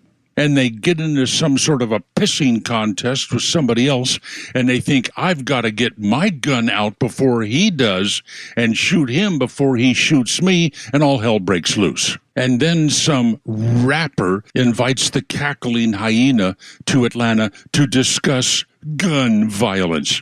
Right. And during the whole conversation, they never ever touch or hit on what the real problem is. Nobody will, because that would be racist. It's not the guns problem. It's not skin color. It's not genetics. It's not braids and haircuts. It's the culture. The dominating culture of urban America is predatory violence, not gun violence. But nobody wants to talk about it because some people are just petrified of being called a racist. Not me. So I'm putting together a longer commentary, 5 minutes or so, maybe 10 when I get on a roll. And XTRA 106.3 will hopefully put it on the air so I could make a wide swath of people either think or get really, really mad at me. Hang in there. Neil Bortz, XTRA 106.3. Hey homeowners, Tug here with some exciting news. Southern Exteriors is your one-stop solution for top-notch exterior services, from roofing to siding, windows, gutters, and more. No more waiting. They can start on your project immediately. And with an in-house warranty division, Southern Exteriors stands by their work for years to come. From leaky roofs to faded siding, trust Southern Exteriors for a quick and lasting transformation. Don't wait. Transform your home today. Call 877-9-SOUTHERN or visit southernexteriors.co now. Southern Exteriors, quality and precision you can rely on for over 20 years. Have you thought about securing your hard-earned assets? Do you have concerns about the future? Protecting assets is crucial, and that's where Nelson Elder Care Law excels. As a family-owned and family-focused firm, we provide absolute assurance and peace of mind through our trademarked Absolute Protection Trust, tailored services in estate planning, probate administration, Medicaid crisis solutions, guardianship, and conservatorship. Our goal is to exceed your expectations and empower informed decisions. Visit NelsonElderCareLaw.com for asset protection and peace of mind. Tax season can be stressful, but it's also a wake-up call. It's time to think beyond April and plan for your future. At Master Plan Retirement Consultants, we're not just advisors, we're your partners in building a secure retirement. At Master Plan Retirement Consultants, we understand the challenges Georgians face. That's why we offer personalized strategies to maximize your retirement income, minimize taxes, and ensure you never outlive your assets. Join the Master Plan family and let us guide you through every financial milestone. Visit masterplanretire.com to schedule your appointment today. Master Plan Retirement Consultants, where your journey and destination are both important. Visit masterplanretire.com to schedule your complimentary consultation today. Advisory services offered through Master Plan Retirement Consultants, Inc., a registered investment advisory in the state of Georgia. Insurance, tax, and commodity services offered through Fricks & Associates, Inc., DBA Master Plan Retirement Consultants. The aforementioned are affiliated companies. All right, look out now. It's only me. It's only the Kimmer with Pete Davis and Flounder, and Lucas is back there too. 418 on 106.3. Braves win today, 7-0. And this is the Stones, 1968. Yeah. Their 7th #1 British single Jumpin' Jack Flash. Keith Richards stated he and Jagger wrote the lyrics while they were staying at Richards' country home. They were awakened one morning by the sound of the gardener, Jack Dyer, walking past the window. When Jagger said, "What's all that noise out there?" Keith Richards said, "Oh, that's Jack. That's Jumpin' Jack." And they made up Jumpin' Jack Flash out of that. What a career. I mean, think of the time. The 60s, and things are all cracking and popping and goofing, and hippie stuff is starting, and these guys are rock and rollers, just guys hanging around, playing music and stuff and making songs and going nuts. I mean, what a time. Getting laid, doing drugs. Vietnam War and civil rights, and I mean, all that. God, the 60s, holy smokes. Was a time. Yeah. Let's see. Birthdays include author Salman Rushdie, 77. His satanic verses led to death threats from the Ayatollah Khamenei. It's a great book. Made him more famous than ever he could have been as a regular fiction writer. And by the way, Salman Rushdie's ex-wife is the Top Chef host girl, Padma Lakshmi. Whatever it is. Lakshmi. She's kind of that little hottie or something. She's a tall woman. She's good looking, yes. Yeah, a little high for the Says her boobs are getting bigger now that she's older. I didn't know that was a thing. She said that a couple weeks ago. Yeah. Oh.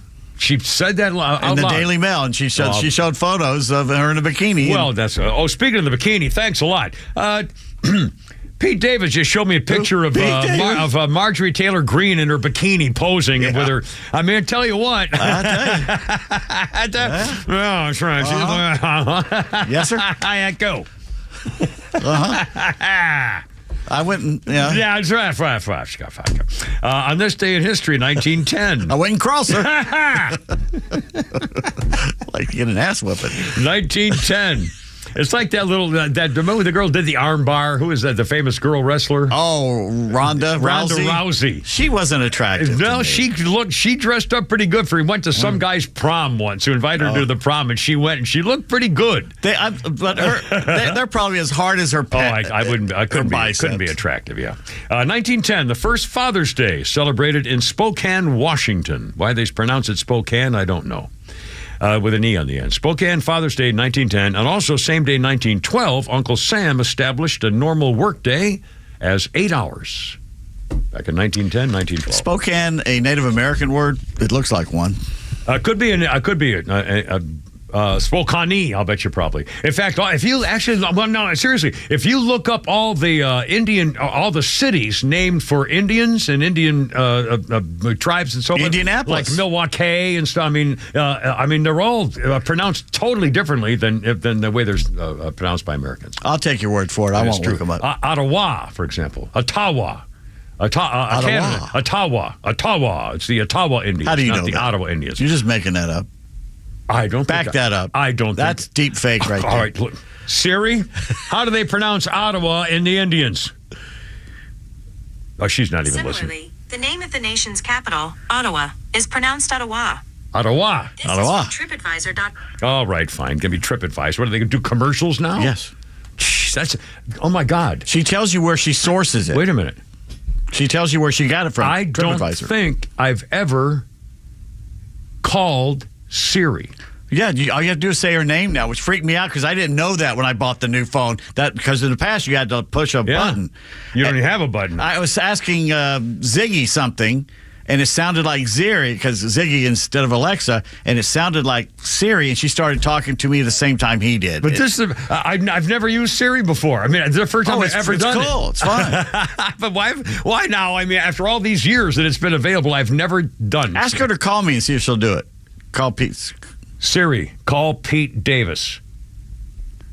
Well, you turned mine on too at the same time. Oh, I did? Yeah. Well, she's not even answering now. I don't think she'll do that. All right, screw that. Anyway, 423. Kimber, Pete, and Flounder, how's it going? 404-741-1230. Oh, Flounder, let's get that black guy. In honor of National Slave Day. Phrasing. Well, I might have grammatically changed a few syllables or something in this. I'm trying to shorten the sentence.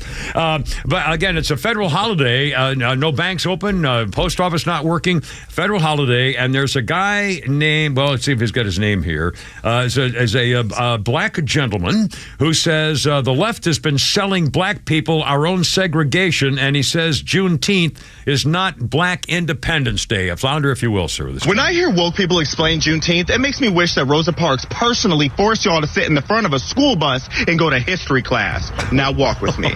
Somehow the left has convinced you that Juneteenth was the abolition of slavery and when a black revolution arose, but what it really proved is that some people remain enslaved mentally, and that's all it takes to keep you on the plantation. If you know the actual history, Democrats kept black people enslaved for 2.5 years after slavery was abolished until white, mostly right-wing men came on June 19th, 1865 and said, y'all have been free since 1863. Get off the plantation and go get a job. I wish we could celebrate what Juneteenth actually is, but instead we continue to let the left repackage segregation and sell it back to us. There is no such thing as a Black Independence Day, but if that's what you want to call Juneteenth, then I don't want to see y'all twerking on a boat on July 4th.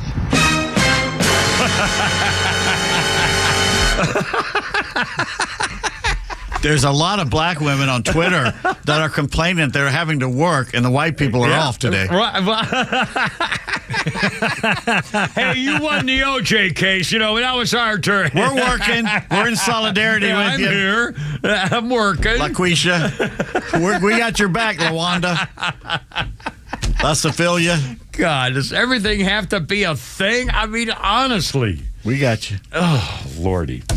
425 of the Kimber, Pete, and Flounder. Yeah, it's true. A family from Coconut Creek, Florida, drove their son to California to go to the Lincoln University in Oakland, California. He was going to be on the football team, big football star. They arrive in the Golden State by plane, rent a car, the white Nissan Rogue. They rented a car from Thrifty, drove it to Oakland. They parked near the private university, 6 o'clock in the evening, went to a nearby Jamaican restaurant to pick up their food. They left all their stuff in the car, of course.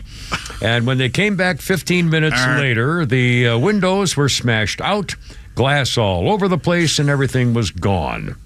Now, people saw masked men driving around in a car without any license plates in broad daylight. They do this all the time out there, apparently. Nothing ever happens to it. Nope. But here's what happened. Here's what this family, again, flew from Florida and then picked up a car, all their stuff. The possessions included not only all of their clothes and their kids' clothes, and everybody's going away to college. They also lost $3,000 in a bag, she said, my husband put under the seat with 3 passports, Social Security cards, my son's high school diploma, and his birth certificate, and my husband's sleep apnea machine. All gone. All gone. He's going to lose sleep now. Passports, Social Security cards, $3,000 in cash, his birth certificate for the kid. And so they said, no, we're going home. They called cops. They called 911 several different times. They were told they had to go to a police station to file a report. They called over the course of I don't know how long, and no one ever got back to them. And they said, well, I'm bringing my kid back to Florida. It's just not safe here. Good. And they turn around and going home. California is the place you ought to be. And by the way, Wallet Hub has now ranked the cities measured on effectiveness of local leadership by comparing quality of city services against the city's total budget to see how they're using their money, basically, and how effective the leadership is. Number 1 is Namba, Idaho, the best-run city year after year because they use their funds properly. It's a smaller town, but again, they show how they work everything out. The worst city by Wallet Hub standards is San Francisco. It was ranked second to last year, and now it's ranked the worst city because they're dead last of 148 cities in their total budget per capita rank. In other words, they have the highest amount of long-term debt and don't spend their money wisely to take care of problems that are getting worse and worse and worse. San Francisco, again, look at the news. Just watch the stuff. You can't. And again, I lived in San Francisco for 2 years. I lived in Tiburon, Marin County, so I drove across the Golden Gate Bridge twice a day. Loved it. It was just spectacular. And San Francisco, even back then, was a weird. This is an 85 or 86, something like that. Yeah. Your banker has pink hair and nose rings and stuff, so which is fine. I mean, you get used to it. Although you try to pick up a woman sometime and see what happens to you, but still, it wasn't known as dirty. There were no people sleeping on the street. I mean, there was a Haight-Ashbury, and there were hippies and freaks and druggies around that, but it wasn't like going on now in all the major cities in California, L.A. and Sacramento and San Francisco. I mean, it's unbelievable what they've done to this state. Democrats have taken a paradise, which is what it was when I was in there in the 80s. It was beautiful. God. And they've turned it into the worst state in the Union. That's when I was there. I mean, you could drive along the Coast Highway, Route 1. In the 80s, oh, my God. It was a paradise. The Muir Woods, the Redwood Forest and stuff. Armstrong State Park. The beaches. I mean, just one after another glory spots. One of the prettiest drives you will get is drive up the Napa Valley, and then you get to a place like Guerneville or Gurneyville. Follow the Russian River as it curves back to the ocean, and then you go down past Bodega Bay where they filmed the birds and everything, back down to San Francisco. It's one of the most beautiful drives you'll ever have. I was single when I was in San Francisco, and all I had to do on weekends was ride my Harley around, and that's what I did. That's what I did. I took little trips and tours, and it was beautiful, spectacular. And now, but again, here we go. Just a crime issue. Democrats. Yeah. And they're after Stonehenge again. Now they're complaining that they sprayed. So a group called Just Stop Oil showed up with orange paint at Stonehenge, which is how many thousands of years old? The world's most famous prehistoric monument. And, I mean, we don't even know really the total history. Yeah, thousands and thousands. And a couple of these protesters, one of them was 21, and Naimi somebody, and Rajin Rathudu is 73, and they were spraying orange paint on Stonehenge. Some old woman said, "Oh, you dirty scum, this is a temple."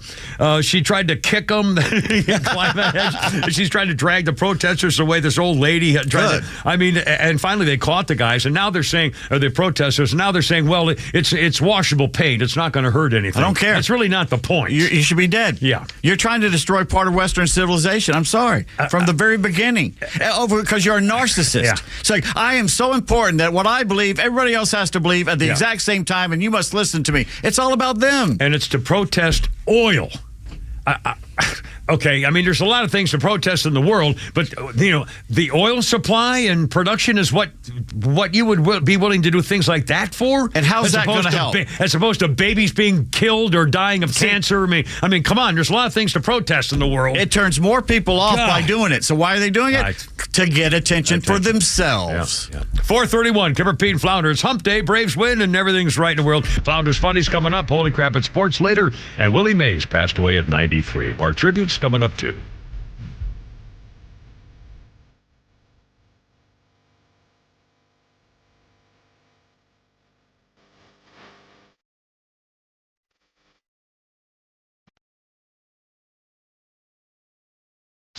It's time for your Georgia headlines presented by RBM of Atlanta, your Mercedes-Benz connection since 1964. 58-year-old author Ray Hansen II of Huntsville, Alabama, pleaded guilty to making threatening phone calls to Fulton County DA Fonnie Willis and Fulton County Sheriff Patrick Labatt. "I made a stupid phone call," said Hansen to a federal judge. The maximum sentence for the single felony count of making threats is 5 years in prison, but prosecutors told Judge Cannon they would seek credit and a more lenient sentence for Hansen for accepting responsibility for the call. Lorraine Cochran Johnson beat out Larry Johnson in the race to replace Michael Thurman as DeKalb County CEO. Cochran Johnson won the position with 60% of the vote. In 2 other races of interest, Trump-endorsed Brian Jack beat Mike Dugan in the U.S. House District 3 race, and Wayne Johnson dispatched Chuck Hand in the House District 2 race. For more on Georgia politics and the latest breaking news, follow Extra 106.3 on social media or download the Extra 106.3 app. There are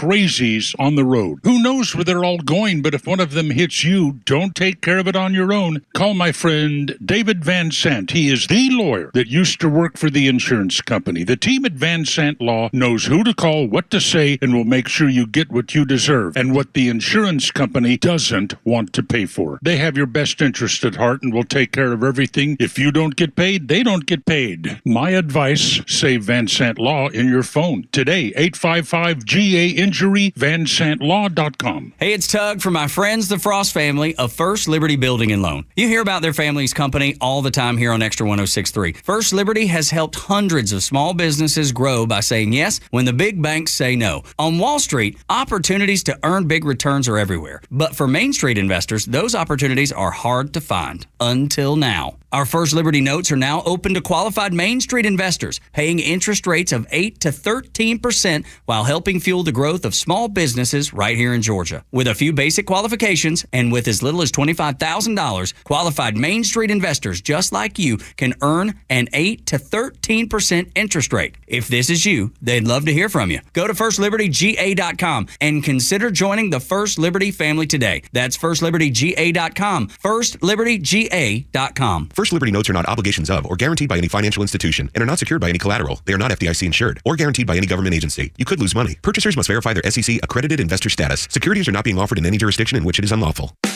Foundation repair isn't pretty, but at Atlanta Ramjack, we make it easy. If you notice any cracks in your foundation, they need to be addressed as soon as possible to reduce additional costs that come with the repair. Why call us? Foundation repair is all we do. We have highly trained estimators that will thoroughly evaluate your home and only recommend what is needed. If you are experiencing foundation problems, please contact us at ramjack.com/Atlanta or call us at 770-502-8881. Don't miss the Atlanta Mushroom Festival, Sunday, June 23rd at Park Tavern in Piedmont Park. Beginning at 12 p.m. and ending at 7 p.m., this dog and family-friendly event features live music, educational speakers from the CDC and Emory, and over 30 mushroom-themed vendors. Early bird tickets are only $10, which directly supports the nonprofit festival. For more information, visit AtlantaMushroomFestival.com or Atlanta Mushroom Festival on all social platforms. Marketing is everywhere. From the billboards on the highways to the notifications on your phone, we are constantly bombarded with people trying to sell us stuff. What makes good marketing? Are you doing enough in your life personally and professionally to market yourself? You have questions, and the Marketing Madmen have answers. Tune in every Saturday, now at 4 p.m., right here on Extra 106.3 to get practical marketing advice from expert guests who are shaping and reshaping the business world. They say marketing is a madman's game. Join the Marketing Madmen every Saturday at 4 p.m. to find out why.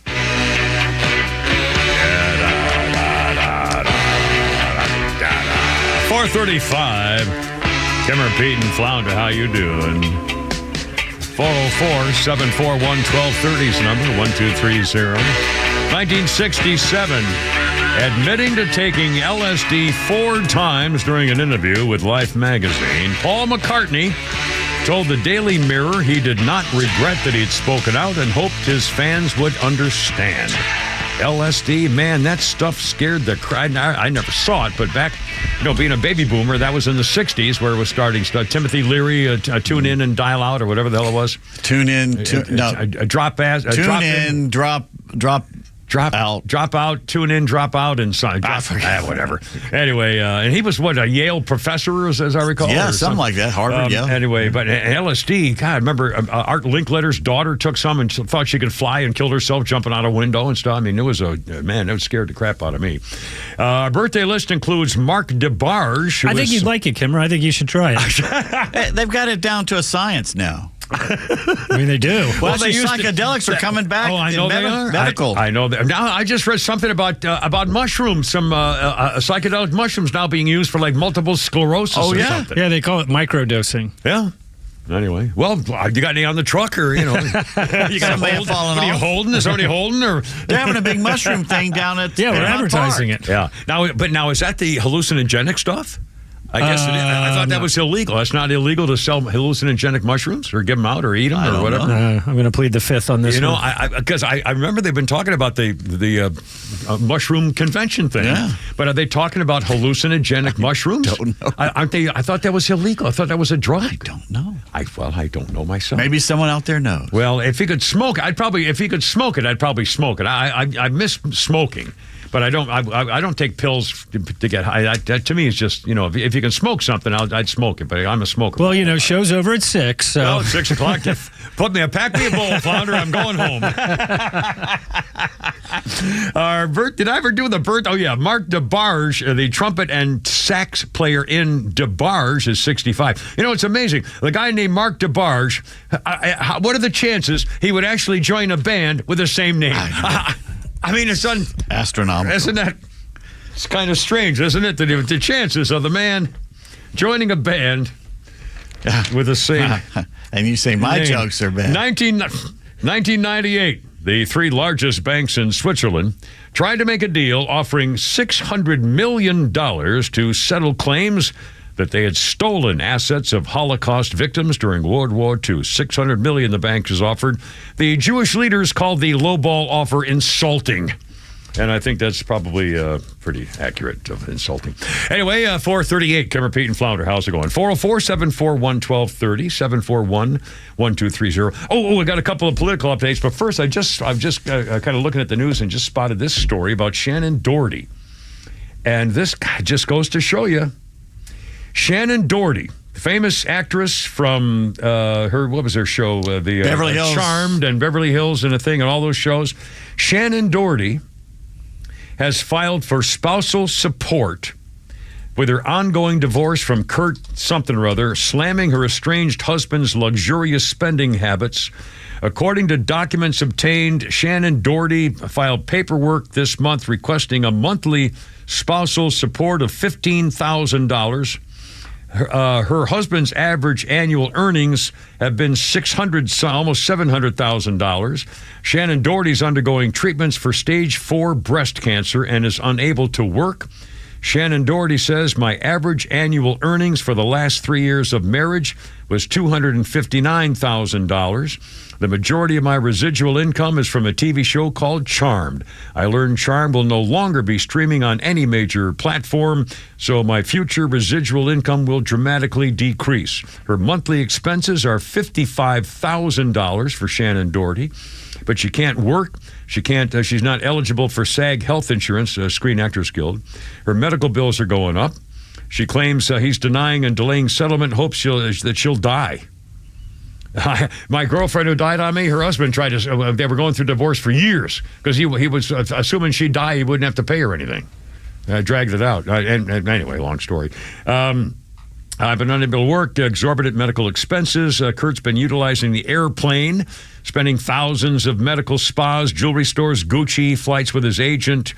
So Shannon Doherty Let's see. She's requested he paid $9,000 for her attorney's fee. Anyway, so Shannon Doherty's broke and wants her husband to help her survive breast cancer, stage 4. She's dying. She says she's dying, and they're having to go through a divorce with this guy. Yeah. Well, he strings it out, knowing that when she's dead, it's over.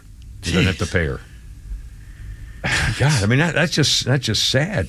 And by the way, the lead story for all afternoon on New York Post was a picture of Bill Belichick with his shirt off, and his 72-year-old Bill Belichick, the football coach, with his shirt off, with his 24-year-old girlfriend. And she says, oh, no, we're in love. Wow, I love him. Apparently, he met her by signing her homework. Yeah. Many years ago. 3 years ago. 3 years ago. Not when she was a kid. Well, still, he signed her home. She was doing a project on sports or something, and he looked at it, this is pretty good, signed her homework, and then she hit on him, and all of a sudden he said, okay. Supposedly, his pickup line was, I've won 6 Super Bowls. Yeah. She said, who are you again? One of those trophies must mean something. Oh, my God. It's a spam risk. Well, I'm not going to answer it. I'm going to shut it totally off. Turn the phone off. There you go. I thought I had it off, and now I do. I love to get my spam things. Anyway, 441, Kim Repeat and Flop.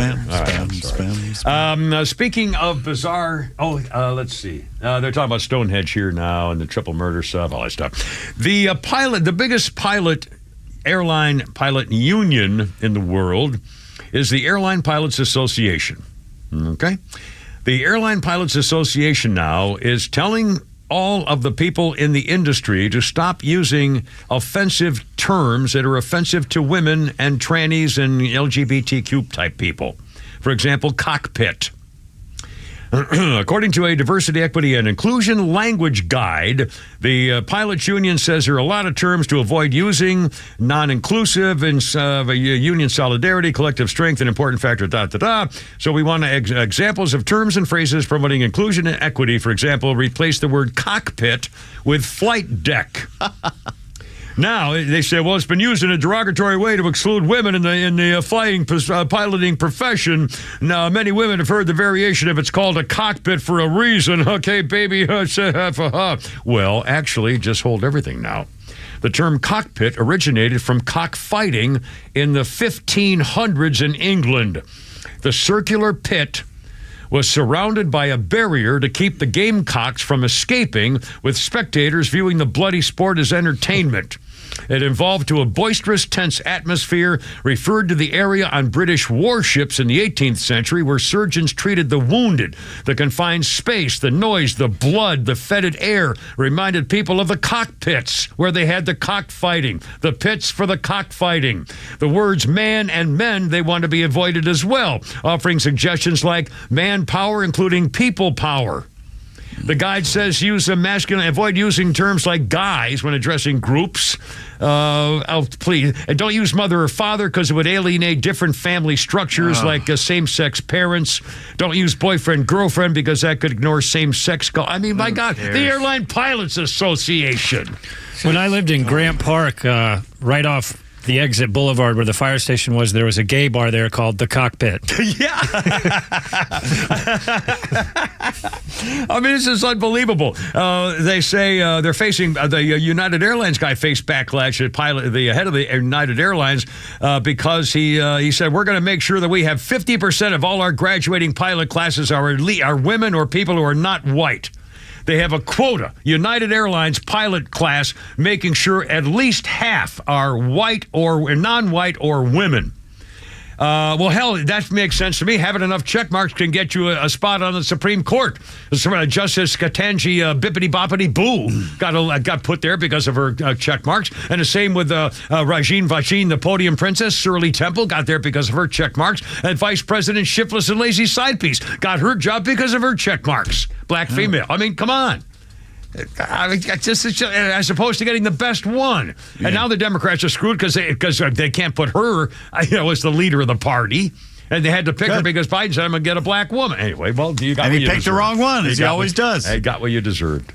I mean, it could have. Anyway, I can't wait for this debate. This country's full of capable black women, and he picks those two. Yeah, Yeah, out of all the, yeah.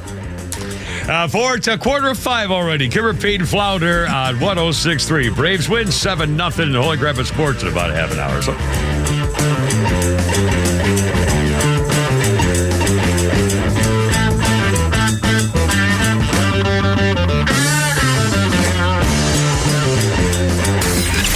The legend Neil Bortz is only on Extra 106.3. Hey, it's Pete, and here's what you missed from the Talkmaster. Have you seen these videos of Joe Biden, our president? It's embarrassing for our country and very telling to our enemies. The leader of the greatest nation in the world, of the strongest military in the world, is senile and demented and can only act when carefully scripted and managed by somebody who.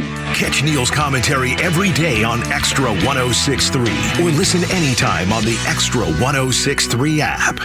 When you're leaving the house, do you plead with your garage door? Please open, please open. Hi, I'm Dan Watkins, owner of All Four Seasons Garage and Entry Doors. Let us take that anxiety away with one quick call. Our highly trained technicians will get to the bottom of your garage door issues. It could be a simple repair, a malfunctioning opener, or maybe just needs a tune-up. But if it's time for your garage door to be replaced, we'll make that easy too with upfront pricing and free estimates. When trust matters, trust us. All, the number 4, Seasons Garage. Garages.com. Have you heard about Sonder and their Georgia-based Medicare Advantage health plans? Sonder Health Plans is committed to revolutionizing healthcare, making it straightforward, personal, and affordable. Call them and ask if you qualify for their fantastic $400 grocery card offer and $0 premiums. They've even got their own radio show and podcast called Weekend Wellness, dedicated to keeping all Georgians healthy and happy at every age. Call 800-331-2928 or visit SonderHealthPlans.com. Sonder Health Plans is an HMO with a Medicare contract. Enrollment in Sonder Health Plans depends on contract renewal. Extra 106.3 listeners are falling in love with Nucky's Hoagies in Roswell. Me and my wife now find our favorite sandwich place. That food over there was great. Yeah, those rolls are so soft and sweet. I mean, it was just melt in your mouth. It was, and the steak was tender and juicy and flavorful. I can't say enough about it. It was very, very impressive. It was so good. Make Nucky's Hoagies in Roswell on Woodstock Road your new favorite spot for lunch or dinner. Nucky'sHoagies.com. I enjoy a good night's sleep, and I like to breathe while I'm sleeping. My wife appreciates that, too. That's why I wear a CPAP. You want the right machine. You want expert advice. You want all the supplies that go with it. You get it all at CPAPs, etc. in Alpharetta. Machines, masks, tubing, filters, cleaning supplies, all of it, and they ship nationwide. Walk-ins, by the way, are welcome. CPAPs, etc. Alpharetta, CPAPSETC.com. Let's dance, baby. Yeah, put your arms up around here where I can see it. Martha. And the Vandellas. 1964. Martha and the Vandellas scored one of Motown's signature songs, Dancing in the Street, at Hitsville, USA, Detroit, Michigan. It was written by Marvin Gaye, Mickey Stevenson, and Ivy Jo Hunter. The song reached number 2 in the Hot 100 chart. I can't believe it wasn't number 1. Number 4 in Britain. Many artists have covered the song, including Mamas and the Papas, David Bowie, Mick Jagger, The Kinks, Grateful Dead, Little Richard, Dancing in the Streets, but nobody did it like Martha and the Vandellas. Flounder, we'll get a little 10 seconds here. Every guy, grab his girl, everywhere around the world, they'll be dancing in the street. My God. Our birthday list includes Felicia Rashad, is 76 years old today. I remember live watching on the football game when Rashad, the little receiver guy, asked her to marry him. He was sweating bullets. His face looked like somebody throwing a bucket of water over his head. And he was so nervous, and he asked her to marry him, and she said yes. And, of course, it didn't last. But, hey, it's marriage. But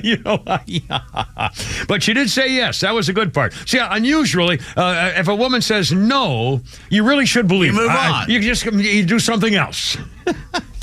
Normal people. Well, regular people. regular, normal, sane people who don't live most in their, dogs would drop that bone and keep moving. Don't live in there's some sort of stupid head world. Anyway, Felicia Rashad is 76. Claire Huxtable on the Cosby Show. I wonder if he drugged her and raped her. No, I don't think so. He probably wouldn't have admitted to that one.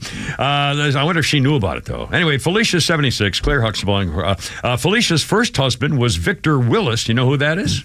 Nope. He was the original cop from the Village People. Felicia Rashad's first husband. 76 years old today. And on this day in history, boom, here we go, 1939, Atlanta, Georgia. 1939, city leaders passed legislation outlawing pinball machines. That's gambling. You know, you can't pitch pennies in downtown Atlanta either. I found that out against the law back in the 80s. How'd you find that out? Me and my friend was visiting from San Diego, and we're waiting for my girlfriend to come out of Macy's or Rich's downtown on Peachtree. And we had some pennies in our pockets. We're just flicking up against the side. And this female police woman came up and just started, if you keep doing that, I'm going to have to, give you a ticket? Give you a ticket or something. And you got to be kidding me. We're just throwing it up against the wall. We're not even gambling. We used to pitch pennies. I remember in South Junior High when I was in 7th grade, and particularly, and after school for some reason we were doing, and we would go in the back where the thing, and we'd pitch pennies against the brick wall for 10 minutes just for the kick, for the hell of it. There was a way you could flick it to make it go right to the wall. Well, yeah, but I mean it was like playing mumbly peg with jackknives. Where you ever even know what that is? Anyway, but we're pitching pennies, and in fact, when's the last time you tried to pitch a penny against the wall? You want to try to do it? I don't have any change on me. I got a couple. Of course, Granddad has change. I used to always have 4 pennies, 2 nickels, 2 dimes, and a quarter. Now I've got I got 2 quarters. This wall's curved over here. I got 2 quarters, a quarter for you and a quarter for me. All right. Now they're right behind you. All right. There's a thing over there. All right, Flounder, you can do like play by play. All right, so we'll do it like from here. All right, we're sitting there right here doing it. You're doing it right-handed or left-handed? Either way, any way you want. And again, it's just while we're young. Here we go. Closest to the wall. Yeah, okay. All right, go ahead. Oh, you want me to go? You go first. That's not too good. Not too good. I win. That wasn't very good at all. Anyway, yours didn't even get to the wall. I didn't even get Isn't half of it that you're supposed to get to the wall? Get to the wall. Yeah, that's right. Yeah, I think I'm going to win that one, too. Anyway. All right. Well, that's enough. Okay, so I've lost my skill. Supposed to do it with pennies. I've lost my skills. Anyway. On a better note, yes, I want to point this out. The American Legion and Legion Riders are bringing the Vietnam Moving Wall to LJ. They're doing it today. It's going to be up from tomorrow through the 24th, 24/7. It says here, 24 hours a day. It's at the Lions Club I hope Fairgrounds. They have guards on it. Oh, it's in LJ. You don't have to worry up it there. I'm not worried about LJ. I'm worried about people from other places going up there to cause trouble in the middle of the night. Honestly, they won't come home. I'm telling you that. Well, I hope. I'm telling you, they won't. Especially if they go north LJ, they ain't coming home. But anyway, it's going to be set up 24 hours a day at the Lions Club Fairgrounds at 1729 South Main Street in LJ. I remember when I went to it. Made me cry when I went to it when it was in Buckhead. God, probably 1995, maybe, or something like that, or 98. It could have been. God, it was. Had to be 30 years ago. Anyway, it's an impact. It's powerful. It's also a lesson about art. When it first came out, and it was an Asian woman who designed it, right? Yeah. And everyone hated it. Yeah. And they hated it. She did it. They hated everything about it. It was low. No one could see it. It was they're trying to hide it. Blah blah. And now it's one of the most visited places in Washington D.C. Well, again, it's wow.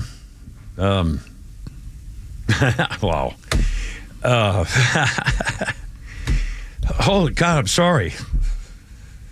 Jesus, what's going on with me? But don't be driving up to LJ then. If this gets you here, you don't want to be.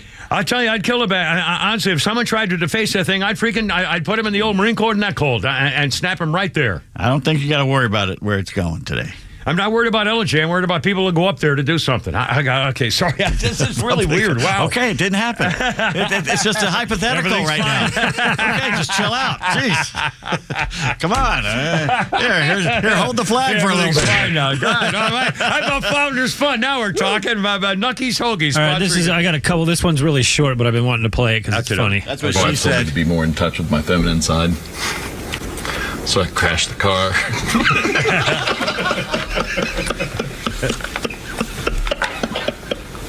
and then ignored her all day for no reason. Ignored her all day for no reason. All right, here is another one. Let's go with Jimmy. There we go. Who's drinking tonight? You drinking tonight? I like drinking. I like drinking when it gets a bit out of hand, beyond beer, wine, spirits, into the crazy drinks you only order when you're already hammered drunk. The Flaming Zambuca is a prime example. No one has ever ordered a Flaming Zambuca while sober, and the reason is clear. It's on fire. It does not look refreshing. The only possible reason I could think of to order a Flaming Zambuca when sober is if you're with a woman and she's something just a little bit special. She's beautiful and intelligent and kind and funny, and you think, well, she could be the one. But she's got a bit of an issue with facial hair on the top lip. I know, that could be a very awkward thing to bring up, especially early on in a relationship. Much easier, I think, take her out for a couple of drinks. 2 Flaming Zambucas, please, my good man. No, I know I'm driving. They're both for you, my little Fu Manchu.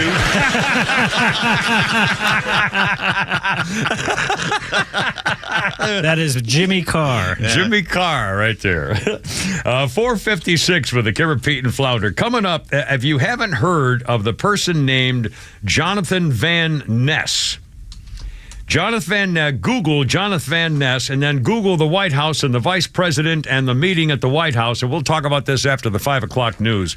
It's just one of the most offensive. James Woods has the best tweet. He goes with everything from the border to the economy and the idiot in the White House. This is what they're doing. We're going to talk about this in a few minutes. And again, if you have a chance to Google it, it's Jonathan Van Ness, or you could just do Van, V-A-N, and then the word Ness, his name.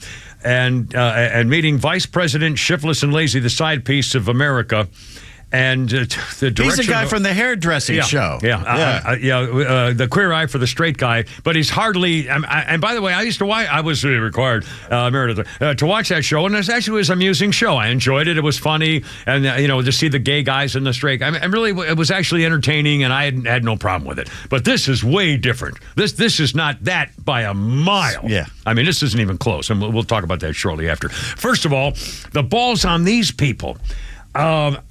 In Maine, a vacation home in Maine, a woman named Amelia Bond sprinkled 4 pounds of a lethal herbicide on trees belonging to her neighbor so they would kill the trees so that the Bond family would have a better view of the bay off their land. Were they Alabama fans? They were in Maine. The same thing happened. The same chemical, butherion, was used by the guy at Auburn. Toomer's Corner. Alabama football fan killed Toomer's Corner oak trees at Auburn University after the Crimson Tide lost to their arch rival. And he went to jail, by the way. Well, he called a talk show and bragged about doing it. And so they said, oh, really? You're the one. Well, guess what? Well, this woman, this family, the state's attorney's now considering charges. They had paid $1.5 million in compensation to the neighbors after they got caught doing it. And now the DA says, now, wait a minute. You put poison into the system. It's in, there's waterways and stuff here right next to the ocean. You ought to be prosecuted. The woman's the widow of the late president of L.L. Bean, who owned the property where the poison trees were. She said she saw the vegetation start dying in the yard. And it's over the beautiful beach and harbor and everything. And people up the hill seem to be doing all right. It turns out their stuff was being poisoned. Jeez. So the people upstream would have a better view. My God, billionaires, these people doing this. Anyway, 5:59. Is it 4:50? 4:59. 5:59, you idiot. And coming up, if you're a girl and your boyfriend of several years, you find out all of a sudden has a disturbing fetish that's weird, but not, physically, hurtful or anything.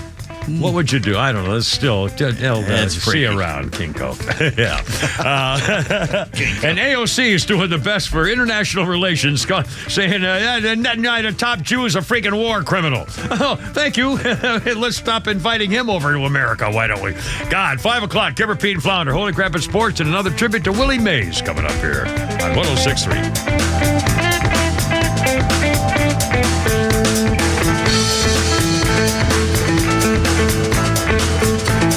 WFOM and W292 EV Marietta, a Dickey Broadcasting Station.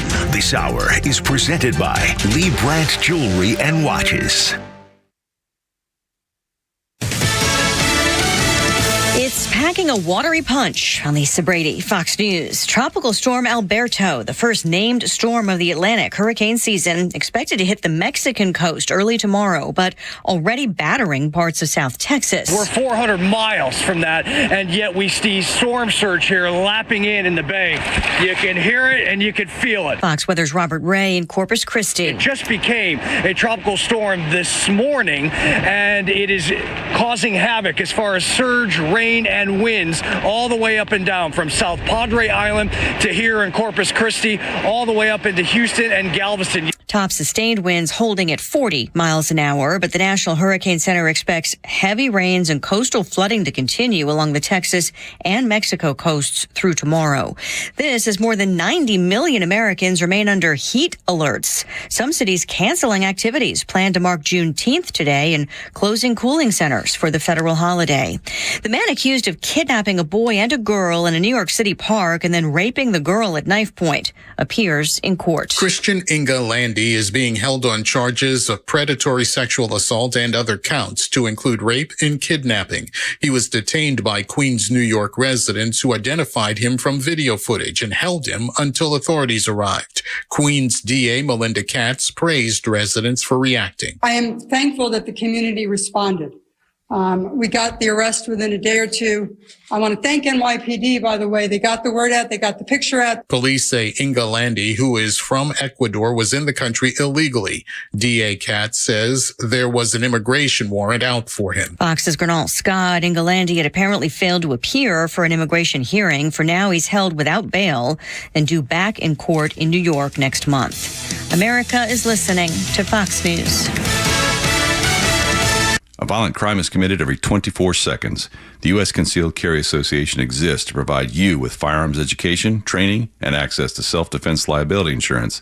So when trouble comes, you'll be ready. Over 800,000 Americans trust the USCCA, and right now, there's an exclusive, limited-time offer for radio listeners. Go to defendfamily.com to get a free family defense guide, a survival secrets training video from a retired FBI agent, and see all the benefits of membership. Go to defendfamily.com now. Progressive presents 10 things on a contractor's to-do list that are harder than getting a commercial auto insurance quote. Bidding a new client, giving an accurate estimate, finding affordable materials, getting a client to pay you for work you already did, getting a client to pay you, period, securing permits and workers and tools, getting those workers and tools to work together, and finding the perfect pair of overalls. Pockets, baby. But the easiest thing on a small business owner's to-do list? Seeing if you can save on commercial auto insurance. Get a quote in as little as 7 minutes at progressivecommercial.com. Progressive Casualty Insurance Company and Affiliates. Coverage subject to policy terms and conditions.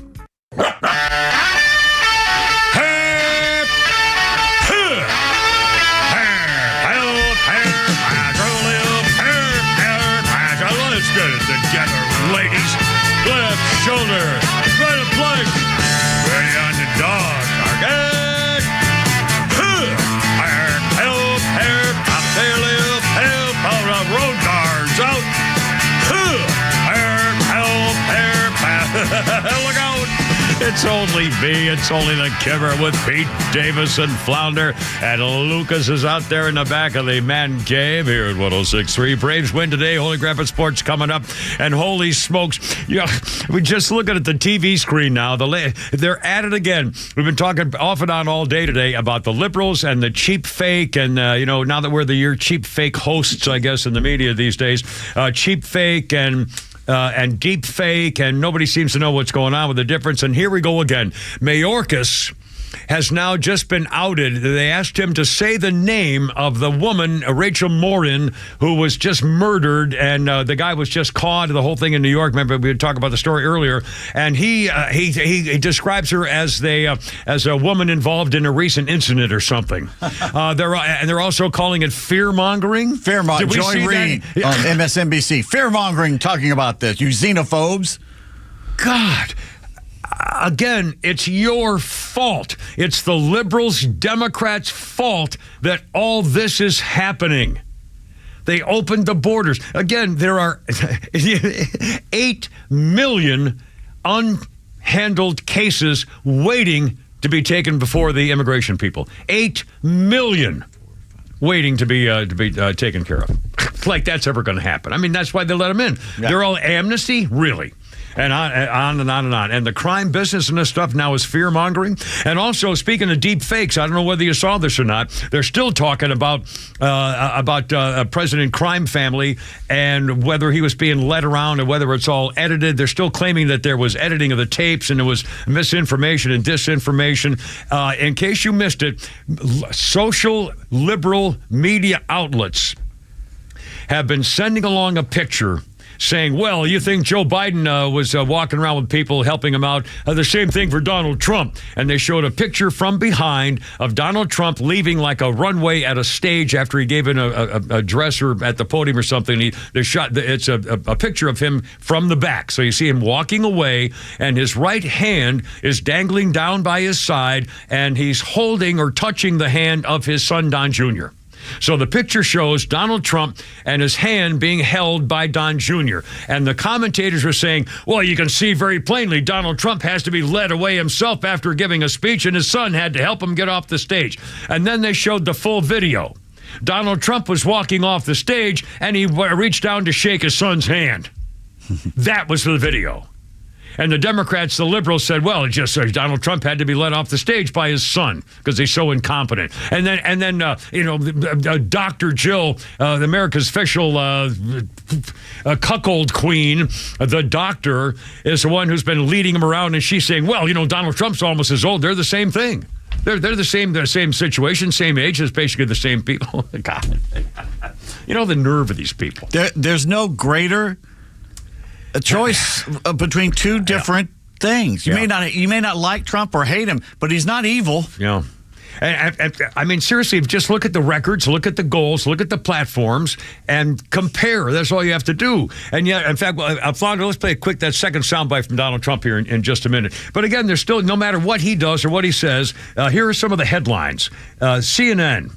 Fact check, Donald Trump rewrites Wisconsin history in rally filled with false claims. Former President Trump made more than 24 false claims at his campaign speech last night. 30 false statements in Trump's speech Tuesday in Wisconsin, said Daniel Dale at CNN. Donald Trump rambles about clean fakes while trying to call Biden senile. Trump bungles his mockery of Biden over clean fake video. I mean, on and on and on. No matter what happens, they're going to try to show that Donald Trump is bad and Joe Biden is as sharp as a tack. They're still saying it. I mean, we see things. We can see you. You're there. I mean, honestly. Anyway, Donald Trump was in Wisconsin. By the way, he says he loves Milwaukee. He picked Milwaukee. He wanted to come to Milwaukee because now they're. In fact, I just saw a thing this morning. The campaign team is now saying we've got to go after Trump. How much he hates it, for the convention city and stuff like that. So now that's their other campaign. That Donald Trump is just a hater. I mean, God. I mean, don't. I mean, instead of bragging about their record, which of course they can't, everything is Donald Trump hate. Donald Trump hate for whatever reason. It's Donald Trump hate. You got to hate Donald Trump for all the things he does. I mean, it's just amazing. Anyway, Donald Trump last night in Milwaukee was having some fun there. Flounder, if you would. Under crooked Joe Biden, the world is in flames. Our border is overrun. Inflation is raging. Europe is in total chaos. The Middle East is exploding. Iran is emboldened. China is on the march. And the worst, most incompetent, most corrupt president in history is going to drag us into World War III. Other than that, he's doing quite a good job, don't you think? China! Don't kid yourself. The ones that are hurt the most, the black population, the Hispanic population. You know who else is hurt badly? Unions. Crooked Joe sending a message to the world. He rewards illegal entry, and that's what's been happening. The Biden betrayal is not going to stand. When I'm reelected, Joe Biden's illegal amnesty plan will be ripped up and thrown out on the very first day we're back in office. Again, that's what I mean. Say what you're going to do. Absolutely. But I can't wait for this debate next week here in Atlanta. And Trump has got to take the high road and just list it. Say, okay, day one, here's what I'm doing because of what you've done to this country. You shameful dictator. And just very calmly and slowly. He doesn't have to call him names. names. Just say, this is what you've done, and this is what I'm going to do. And especially since the mics will be muted, so Trump should just, because he won't be interrupted. So, and Biden's going to be going nuts over there, jumping up and down. I mean, I'll bet you that I hope they're working on ways to drive Biden crazy, because he's going to be hopped up on something. They're going to put some kind of drug is going to be in his system. He's going to be all fired up. He's going to be screaming and yelling every time he's done a debate. When he came out the last time, he called Trump names for the first thing out of his mouth. Oh man, I think his head could explode if they do this right, man. Biden could lose it right there. On the other hand, if he pulls it off somehow, I mean, I'm afraid that they're trying to downplay how. We always do this. We always think these debates are going to be these historic things, and then they're like, never are. Yeah, I know. Well, it's a dumpster fire. Yeah, or it could be a dumpster fire. Well, you're right. John Kennedy was thing, or where's the beef? I mean, there's always, there's been a few things over the years. It's like 9 out of every 10 of these debates is just are horrible. Yeah, depressing. They're just sound bites. And this one, although they're going to be standing and no teleprompters and and muting the mic so you can't interrupt the guy. Too leftist. Yeah. Well, again, I think that'll be great for Trump. I think he's going to say, see what I mean? Your question alone is a bias to some. I mean, he could do them all night long. I think that's going to help Trump. I think he's going to call him out as the fake media and say, here's another example. That question you just asked, another perfect example. Why don't you ask it this way? I mean, Trump's quick enough to be able to do that. Biden not, the other guy's not going to be doing it. I don't know. Or when Biden's talking, just pull out his phone and just playing a game. But again, your idea, I think this is a great idea. After Biden gets done ranting and raving or something, because he's going to rant and rave about Trump being a convicted felon. 30, we don't want a convicted felon. No, you mean like your son. Anyway, he's going to harp on that. He's going to take away women's rights. He's going to do all these kinds of things. And Trump should just pause for a second when he comes back history and say, are you okay? Are you all right? I mean, seriously, you want to take a break or anything? All right. That's what he does to you. Are you okay? Are you going to be all right here? Because we can stop if you want. I mean, oh man, I hope this is going to be just. You should engage with people. You should ask them questions about themselves, like, "What the hell is wrong with you?" Well, he should try to challenge him and challenge him about reacting to specific incidents of things that happened, because Biden will not be able to remember events. If Trump can phrase questions to make Biden answer, he won't be able to do it. Well, will they have a give and take while they're... I don't know. Then probably not. He can't I don't do know. that then. I don't know the specific, other than they're going to be muting the mics. I think it's just okay, this is what you've done the last 4 years. This is what it was. This is what you made it. Right. And this is what I'm going to do day one. Right. Just spell it out calmly. Economy, border, straightforward, gas, energy supplies, don't bring pipelines. up any of the other crap. But I'm going to get this guy, or I'm going to get that girl. It's revenge. Well, don't do any of that. Yeah, I talk about the gender things and changing the schools back again, where kids mutilating children. Absolutely. Just these are all major things that he can just list seriously, calmly, and let him try to react to it. Make Trump on the offensive and have the scum face try to. Putin didn't invade Ukraine when I was president. Right. That never happened. Yeah. All of it. No new wars. Man, and it's for an hour and a half. Standing, both of them standing for an hour and a half. And, oh, man, this is going to be great. I think this is going to be very, very cool. It's 5:13. I can't believe it. Holy crap, sports is coming up. Flounders, funnies, and stuff at tweeting. And we got it all here with actual stuff with the Carrot, Peyton Flounder. Braves victory. More about that. And Willie Mays. Another salute to the Say Hey Kid with Carrot, Peyton Flounder, and Lucas there in the back, too. Look out.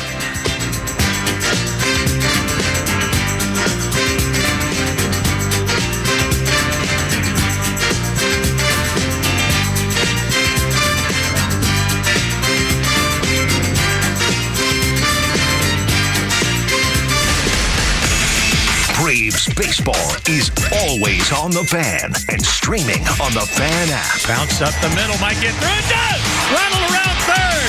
Here comes the throw. It's late. Braves win! The Fan streams every single Braves game all season totally free on the 680 The Fan app, on your smart speaker, and online at 680thefan.com. So don't miss a pitch.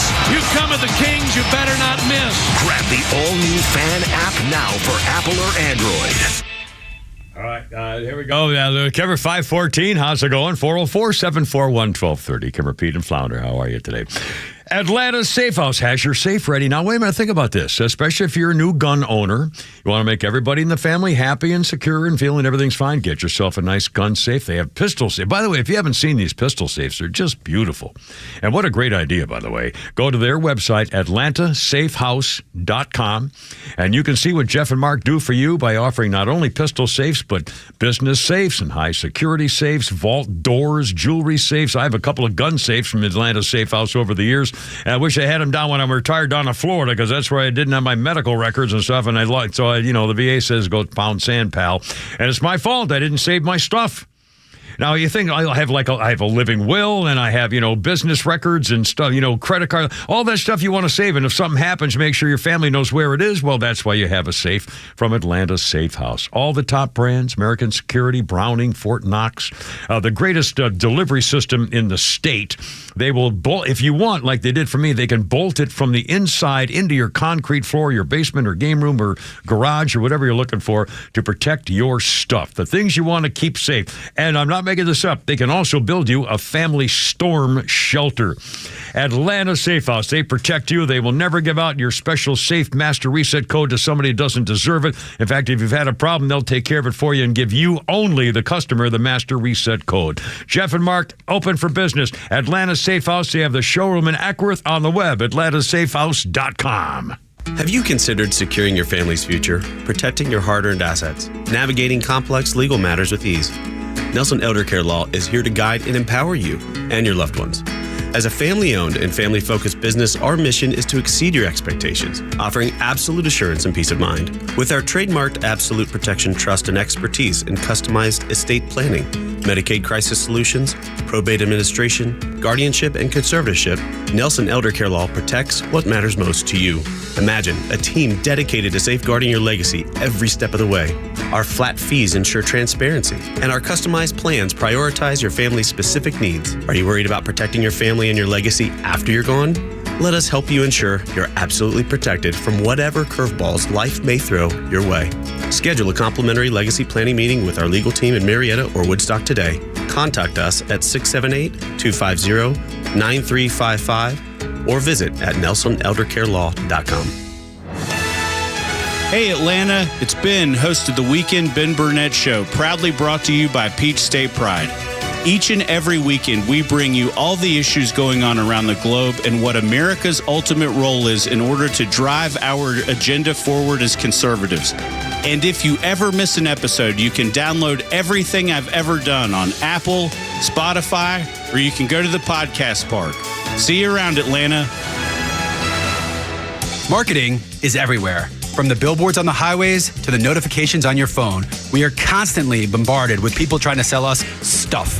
What makes good marketing? Are you doing enough in your life personally and professionally to market yourself? You have questions, and the Marketing Madmen have answers. Tune in every Saturday, now at 4 p.m., right here on XTRA 106.3 to get practical marketing advice from expert guests who are shaping and reshaping the business world. They say marketing is a madman's game. Join the Marketing Madmen every Saturday at 4 p.m. to find out why.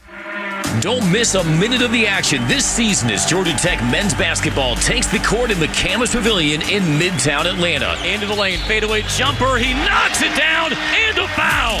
Secure your seat in the Thriller Dome to watch head coach Damon Stoudemire and the Yellow Jackets take on top-ranked opponents all season long. Dives down the lane, shoots the scoop, and he scores! Get your tickets today at RamblinRack.com.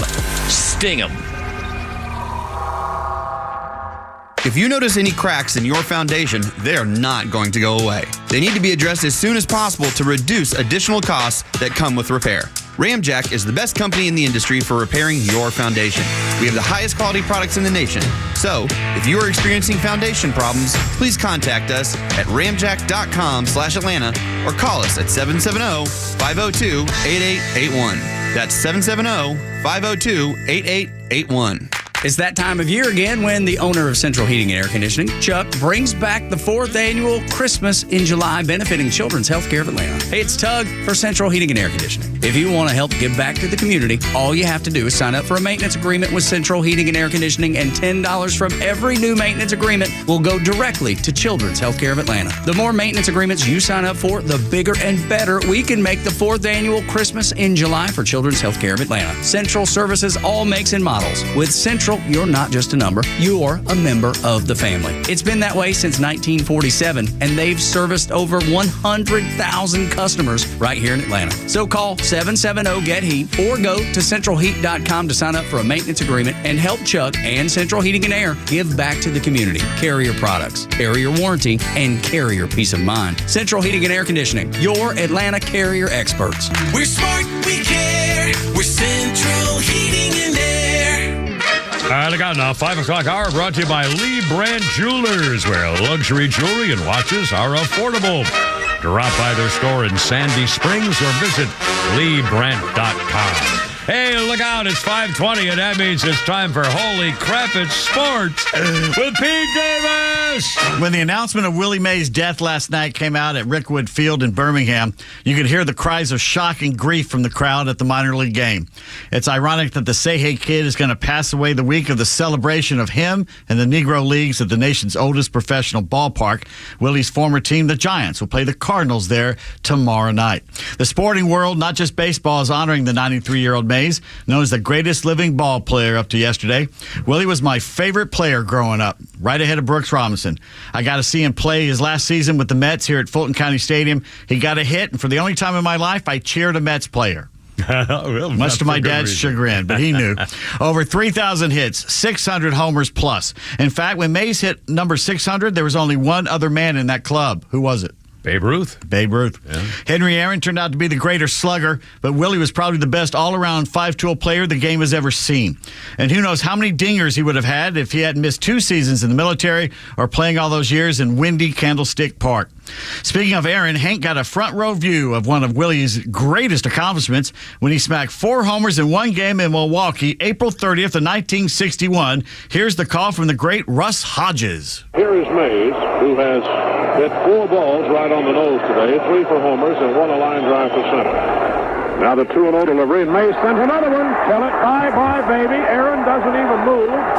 It's from far up into the center field bleachers. Willie Mays has tied a record, 4 home runs in a game. The county stadium is going mad. Wow. He didn't even move. Aaron didn't even move. Didn't move. Willie Mays, 24-time All-Star, World Series champion, 2-time NL MVP, NL Rookie of the Year, 12-time Gold Glove winner, Roberto Clemente Award winner, NL batting champion, 4-time NL home run leader, 4-time NL stolen base leader. 2 teams have retired his number. He's a member of the Major League Baseball All-Century team. 660 homers, 3,293 hits, 1,909 RBIs, and 339 stolen bases, and I got to see him play. Yeah. That's the cool part. Johnny Bench tweets, Willie made me feel like a true pro. Came to my locker at the 68 All-Star game and said, hey, you should be the starting catcher. I didn't need to get in the game after that. He made my dream one of my favorite people of all time. That's Johnny Bench Johnny talking Bench about. saying that. Another reason to dislike sports writers, 23 of them left Willie Mays off their Hall of Fame ballot. Oh, yeah, there you go. 23. Yeah. That's not That's even just pure close. just nastiness. There's no way that can be explained other than racism or snottiness or just being jerks. Just jerks. Yeah. Yeah. Congrats to Spencer Schwellenbach last night. Got his first Major League win. The Braves nipped the Tigers 2-1 for the second straight night. Mm-hmm. And this afternoon, the Braves finished their 3-game sweep of Detroit, spanking them 7-0 as Sean Murphy did this. 1-2 pitch. And Murphy sends it in the air to right field. Well hit. Perez back to the track. It is gone over the brick wall. Opposite field home run for Sean Murphy. It's a 2-run shot, and the Braves lead 3-0. Tom Hart on 680 The Fan. Murphy liked it so much he came back through the buffet line. 1-2 the count to Murphy, and the pitch swung on and belted deep left field. How far is that bad boy going? Into the wind. Gone. Second home run of the day for Sean Murphy. Woohoo! Joe Simpson. Joe Simpson. Had no idea Joe Please was save that. did the cowboy call there. I love that. Murphy had 4 hits and 4 ribbies. Ramon Laureano homered 2. Another great start from Reynaldo Lopez improves to 5-2, 5 innings, 7 hits, 1 walk, 5 strikeouts. Frankly, in the first 13 or 14 games of the season, only Greg Maddux started with a lower ERA for the Braves. He's doing great. He's tied with Tom Glavine, Lopez is. Bummer, Hernandez, and Holmes closed out the game. Hey, Holmes.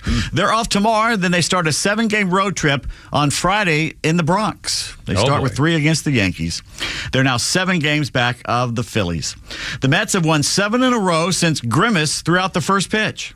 Really? You know who Grimace is? I don't know who Grimace is. It's a big purple blob from McDonald's, the monster that used to steal the shakes. Oh, my God. I have no idea. Yeah, 7-0 since he threw it out. Well, that's not good. Mike, the engineer, sent me a Twitter account from Joe Biden congratulating Bryson DeChambeau for winning the Masters. With Joe saying how much he likes watching Bryson play tennis. That was the U.S. Open, I'm afraid. Yeah, so was it? Okay. The PGA Tour has created a special sponsor exemption for 15-time major champion Tiger Woods and Woods alone, based on his exceptional lifetime achievement. Yeah. The sponsor exemption will be available for Tiger to compete in 8 signature events. Really? Yeah. The Century, Pebble Beach Pro-Am, Genesis, Arnold Palmer, Heritage, Wells Fargo, Memorial, and the Travelers. That's the ones he's allowed to just show up. Oh, boy. Oh, boy. Just looks like Southern Cal's Lincoln Riley is running away from another SEC team. The University of Spoiled Children tried to duck out of playing LSU and failed. Now he's canceled a home-and-home series with Ole Miss next year and in 26. So he won't get to see the entertaining prospect of Lane Kiffin returning to the Coliseum for the first time since getting fired on the tarmac at the airport after a Trojans loss. We'll never know what condiment the USC fans would have thrown at him. We know what Tennessee fans prefer. By the way, with the new SEC rule that will allow corporate logos to be painted at midfield, that led Kiffin to suggest that Neyland Stadium's turf should be sponsored by French's Mustard. So, remember they threw mustard bottles up? Okay. ESPN Analytics say the only 2 college football teams with top 5 units in both offense and defense this upcoming season are? The only 2 top 5? No, college teams within the top 5, both offense and defensive units. Oh. Good on both sides of the ball. Georgia? Georgia would be one. They play this other team, Georgia does. Probably, well, golly, Alabama. No. Further west. Oh, well, Mississippi. Further west. USC. Now you're just being crazy. UCLA. Texas. There you go. Oh, that's right. I forgot about Texas. That's right. I wonder whether Archie Manning's kid's going to play or nephew he's still behind the other guy. Is he? Yeah, amazing. Yeah. How'd you like to have so much money you can swallow a $65 million mistake? Boy, yeah, I heard. I can't believe this. That's what Pistons owner Tom Gores is doing. He fired head coach Monty Williams after just 1 year, albeit a disastrous one. Pistons tying an NBA record 28-game regular season losing streak. The Hawks were not one of those. Finished with a league worst 14-68 record. Actually, the Hawks did beat them, so I shouldn't say that. 14-68, and he was hired to be the savior. Yeah, they now join the Cavaliers and Lakers in the search for a new coach. He almost said no because his wife got cancer. And he said, I'm going to take a year off to help my wife. And the guy says, I'll pay you $70-something million. And I guess his wife said, you can't pass that up. Oh, man. And he should have said no. He shouldn't have done that. But it's not Archie's kid. It's Archie's grandkid. His nephew or something. His grandkid. Oh, his grandkid is? Yeah, because it's Cooper's kid. That's right. All right. For the 2 of you following the Euro 2024 soccer tourney, the German border wideners shut out the Hungary Hippos 2-0. Hungary Hippos. Ever notice the larger the German body, the smaller the German bathing suit? Yeah, it's not attractive. Making pyramids in the pool and frightening the children. The Croatians tied the Albanians 2-2. We're going to need Swatoon to call and tell us who to cheer for in that one, because I got no dog in that hunt. Freshman Olivier Rioux, officially listed on the University of Florida roster as the tallest college basketball player of all time. Really? The tallest. Rioux is a Guinness World Record holder for the tallest teenager. He's from Montreal, 6'1" at the age of 8. Oh, my God. 6'11" in 6th grade. He's basically in 7th grade, he was higher than 7. All right. Today, he's 7'9", 290 pounds. Oh, my God. His teammates call him Tiny. 7'9" and almost 300 pounds? Yeah. He's a big boy. He's like Yao Ming with a little meat on him. Yeah, but I hope his lifespan, I mean, that's... What are you saying here? What are you trying to say? I'm saying he's probably not going to live to be 90. You're saying take the under on the life insurance. I'm saying that's... well, in fact, today on our thing there... well, I thought I had it here in a second. Yeah, here we go. Manute Bol, 7 feet 7 inch on this day in 2010, died at the age of 48. I know. He died. Huh? On this day, June 19, 1942, for the first and only time in his career, Joe DiMaggio did what? Struck out 3 times in one game. Oh, my. He only did it once. Really? Indians pitcher Mel Harder was the only guy to do it to him. Wow. Isn't that amazing? That is amazing. 1970, the greatest book on baseball ever written, Jim Bouton's Ball 4 published. It changed my life. I wanted to either be a ball player or a sports writer at that point. Thank God I wised up. Yeah. I wouldn't be a jaded curmudgeon. Mercy. Weighing 400 pounds. 1999, the oldest man to ever play pro ball threw a pitch during a minor league game for the Schaumburg Flyers. Ted Double Duty Radcliffe was how old? And this is minor leagues baseball? Yes, sir. 56. Higher. 61. Higher. 74. Higher. 83 years. Higher. 94. Higher. 107. He was, now you're just being crazy. Oh, I'm sorry. 96 years old. Damn. And it was just He threw one pitch. Still do it. And he Well, left. that's, He threw one pitch. Or what's the point? To be the oldest who ever did it.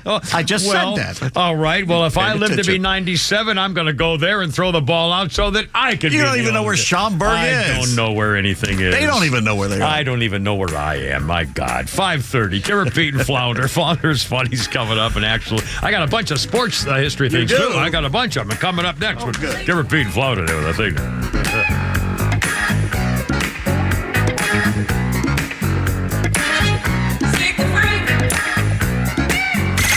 A landmark decision that will affect all of us. It feels like this is a new norm. Donald Trump convicted. Well, I think that's exactly where we are. I think it does set a precedent and it crosses a line. And Extra 106.3 is bringing you the conservative voices you need during this unprecedented time in America. Only fascists try to imprison their political opponents. We are Atlanta's only conservative news and talk station. Extra 106.3 and the Extra app. Hey, it's Lowe's for Howard Brothers and Exmark. Exmark has been building lawnmowers that pros use for 14 hours a day, yet they feel like they're in the seat of a luxury automobile. That is the real-world testament to Exmark comfort. Exmark has over 3 decades of leading-edge engineering and good old-fashioned work ethic to create a product that is the #1 choice in lawnmowers for professional landscapers and large acreage owners. Stop by Howard Brothers today and get in the seat of an Exmark mower. The grass is always greener when you take care of it with Exmark and Howard Brothers. As an official community partner of the Atlanta Braves and the Atlanta Braves Foundation, the Warrior Alliance connects warriors and their families to free services such as health and wellness, housing, employment, education, legal services, and so much more. We need your financial support to increase our impact and change thousands of lives for those who served in the U.S. Armed Forces. It takes more than just thank you for your service. Make a donation to help warriors navigate to success after service. Go to thewarrioralliance.org/donate and make a difference today.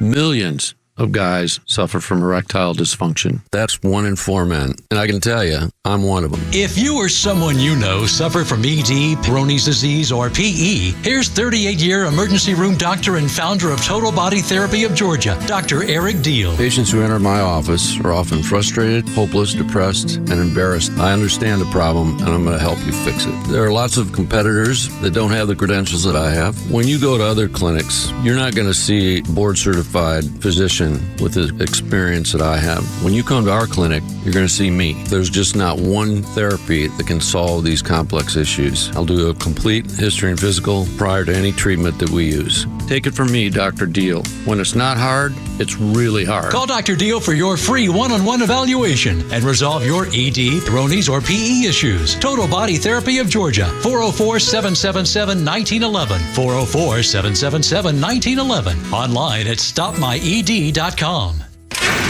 No one plans on going to jail, but when it happens, it's important that you know who to call. Call A Second Chance Bail Bonds, where we believe everyone deserves a second chance. We handle bonds throughout Metro Atlanta, including from our newest offices in Cherokee County and Clayton County. In most cases, we can have you or your loved one out of jail in a matter of hours. A Second Chance. It's better to know us and not need us than need us and not know us. Call A Second Chance 24/7 at 404-BAIL-OUT or online at atlbail.com. Hi, I'm Henry Winkler. My eyes are very important to me. My eyes connect me with everything I love. I loved my late father-in-law dearly. He always lit up a room, but his vision dimmed with age. He had age-related macular degeneration, or AMD. And since partnering with Apellis, I've learned there's an advanced form of dry AMD called geographic atrophy, or GA. His struggle with vision loss made me want to help others know about GA's warning signs. For some, colors appear dull or washed out.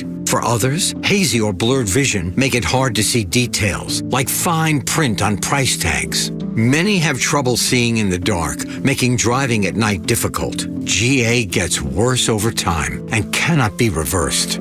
If you think you have GA, don't wait. Treatments are available. Ask a retina specialist about FDA-approved treatments for GA and go to GAWon'tWait.com. I want to learn how to cook, but I keep ordering takeout. Accomplishing goals is hard, but when your goal is to learn a new language, Babbel makes it easy.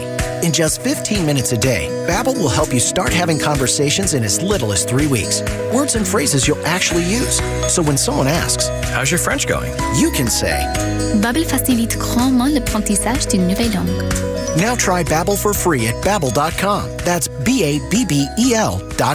Babbel.com. Hey, it's Tuck here with an important message as the weather heats up. Southern Exteriors is gearing up with unmatched quality and precision. For over 25 years, they've been delivering top-notch craftsmanship that you can rely on. And let me tell you, they're hotter than the campaign trail in July. Got a home exterior project that's got you feeling the heat? Don't sweat it. From roofing to siding, gutters to windows and doors. Call 877-9-SOUTHERN or visit southernexteriors.co. That's southernexteriors.co. Get a free consultation. Southern Exteriors, your home's best ally with any project. This was a sad song, but beautifully done.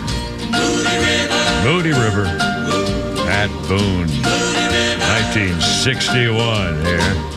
Moody River, more gently than the latest night. Pat Boone, number one. Moody River, your muddy Moody River, the single reached number 18 in Britain. It says here it was a tongue-in-cheek heavy metal comeback. Was attempted by Pat Boone, you recall, in 1997. I have that album. I have that CD. The Pat Boone album, 1997, with an album called In a Metal Mood, No More Mr. Nice Guy. I interviewed him because of that album. Yeah, and he did a heavy metal with Pat Boone, and his daughter Debbie was back in, the thing. Yeah, he was on the MTV Music Awards, and I remember they had him in like a leather vest. Oh my God, awful. He played along. And remember, Speedy Gonzales. I mean, oh my, Pat Boone, good grief, with Moody River. Muddy waters took my baby's life. There are a lot of sad. There are a lot of, in that period. I'm thinking about it. There were a lot. In fact, Flounder, I asked him to put 4 songs on my Magic Music Stick today, which he did. And 2 of them, one of them was that the former fat girl who started cheating on her husband when she got her body back. Miranda Lambert. The House That Built Me was the title of it, and I've got that on my Magic Stick now. And the other one was Love Me by somebody Ray. Somebody, I forgot the name of the guy. And it's one of the most beautiful love songs. You really should use. It's called Love, Me, Love Me, and it's just the prettiest song. Why would I want to listen driving home an hour and a half to love songs? Well, not an hour and a half. Get you all worked up. You get home. It's just you and the groundhogs. How about 2.5 minutes? That would kill you to listen 2.5 minutes to one lousy song? My God, man! I'm just saying, if you want to hear a beautiful love song, which is sad but happy sad, a story of love when they were hiding. I mean, I'm telling you. And next thing you'll know, I'll be following women around the food giant. No, it was beautiful. It's a beautiful song, and I can't wait to play it when going home tonight, along with Christine singing me home, calling me baby. A couple of sports things here, Pete Davis. And by the way, speaking of the Willie Mays passing away at 93, and the official game tomorrow was it the first baseball park officially? Is that it's the oldest professional ballpark is what they call it. And on this day in 1846, it's the official first game of baseball. It was the New York Knickerbockers against the New York Baseball Club. There's no caller right now. Get away from me, you idiot. Sorry, Phil, I thought I turned it off. The New York Knickerbockers against the New York Baseball Club. Not exactly colorful names yet. They played by the official club rules of baseball for the first time in 1846.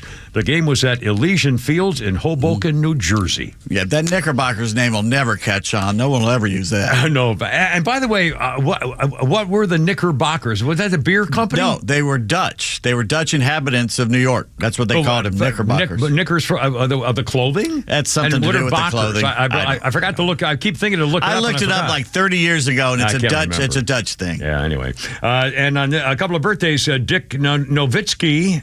Dirk Nowitzki. Like, you don't even know the man. Well, I can't read my own writing. I wrote it myself at 5:42 this morning. Nowitzki. And I can't even read my own writing. Dork Legsansky, the NBA star, is 46. He was Claude Justeau's cousin. Nice Irish kid. Jacob deGrom is 36. He's still pitching? He's trying to. He keeps trying to come back. They're still working on it. Trying. On this day in 1943, the NFL, again, World War II, 1943, the NFL approved the merger of the Philadelphia Phillies, the Philadelphia Eagles and the Pittsburgh Steelers. Yeah. It lasted it didn't last long, but 6 World months. War II, so they didn't have a lot of people. And 1973, Gordie Howe left the National Hockey League to play with his sons Mark and Marty in the World Hockey League. I remember that. Gordie Howe left.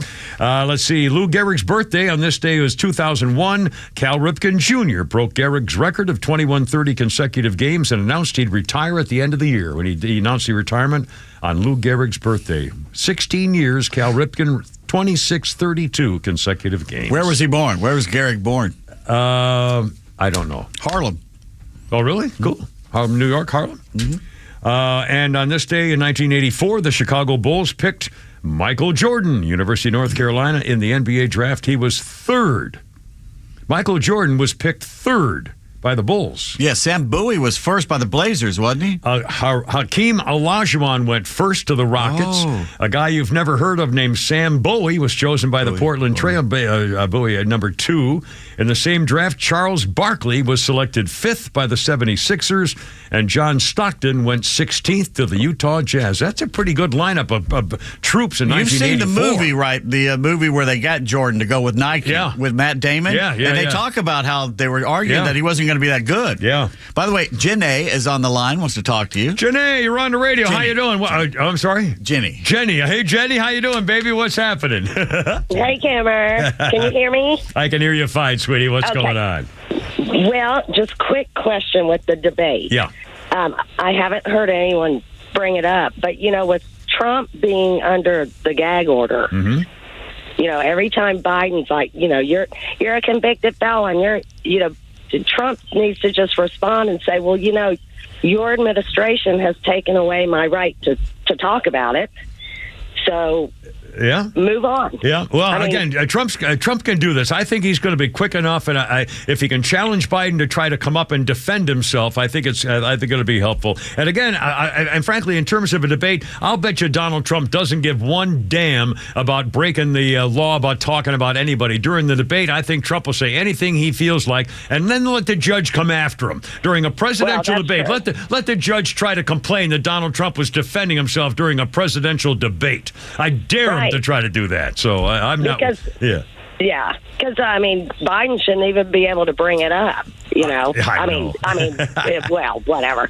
But and Trump needs to stay away from saying, "Well, your son's a convicted felon too." Yeah, I agree. Because Trump, that's just stupid. Take the high road. Trump takes a high road and does it slowly and calmly, like a leader, like a president. He may not be able to pull it off, but I think this is going to be so I know.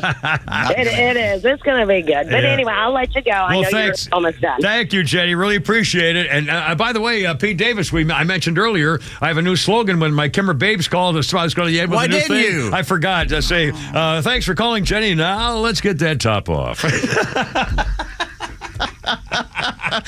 now on, every Joe Simpson thing. Every chick, every Kimmer Babe who calls a show when we get done. Thanks for calling it. Now let's get that top off. I don't even know what that means. Well, let's see. Well, I don't know where we got here. Where the heck? Oh, I know. Oh, I forgot a couple of things. Again, I kind of teased it and never got to it. Go to the video. Do some Googling if you don't mind. There, you'll see the video of the White House hosting a transgender event with Jonathan Van Ness. Jonathan Van Ness was one of the guys from Queer Eye for the Straight Guy. And back then when that TV show, which I used to wipe because my final wife had died, it was an amusing show. It was an enjoyable show. I enjoyed it. It was not offensive in any way. And it was kind of, whatever. Well, all of a sudden, this guy's way, way different now. He showed up in a dress and a full beard.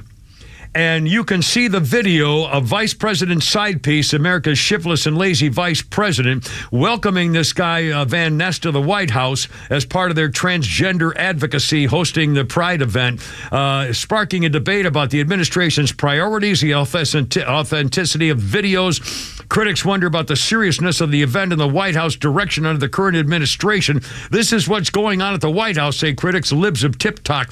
They filmed it. They posted it. They did it on purpose. And you can see, quote, can someone tell me what just shook hands with Kamala Harris at the White House? Mm-hmm.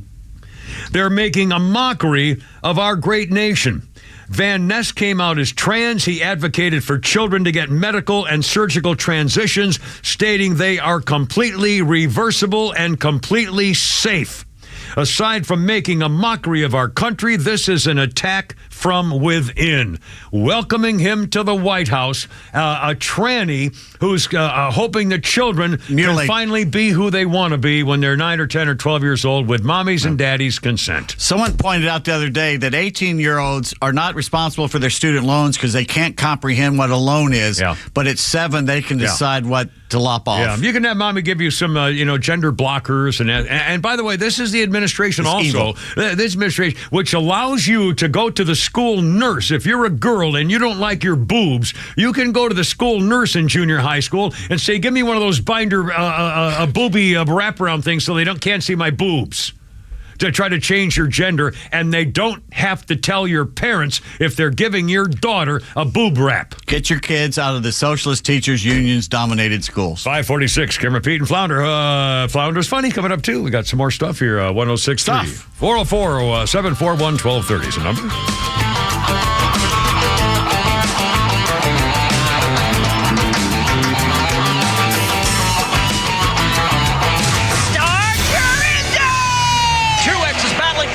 He gets a little bit loose. Almirola gets a shove, and Kyle Larson got way out of shape on that start. Almirola gets loose. He's out of shape. He'll hit the outside wall. I don't know if a tire went down. Something amiss in Eric Almirola's car. We got a car. Hit the wall. It is the number 20, Christopher Bell. It's the USA Today 301 from New Hampshire. Sunday, June 23rd at 1:30. Your home of NASCAR is XTRA 106.3. The warm air, the beautiful weather, and the sounds of baseball.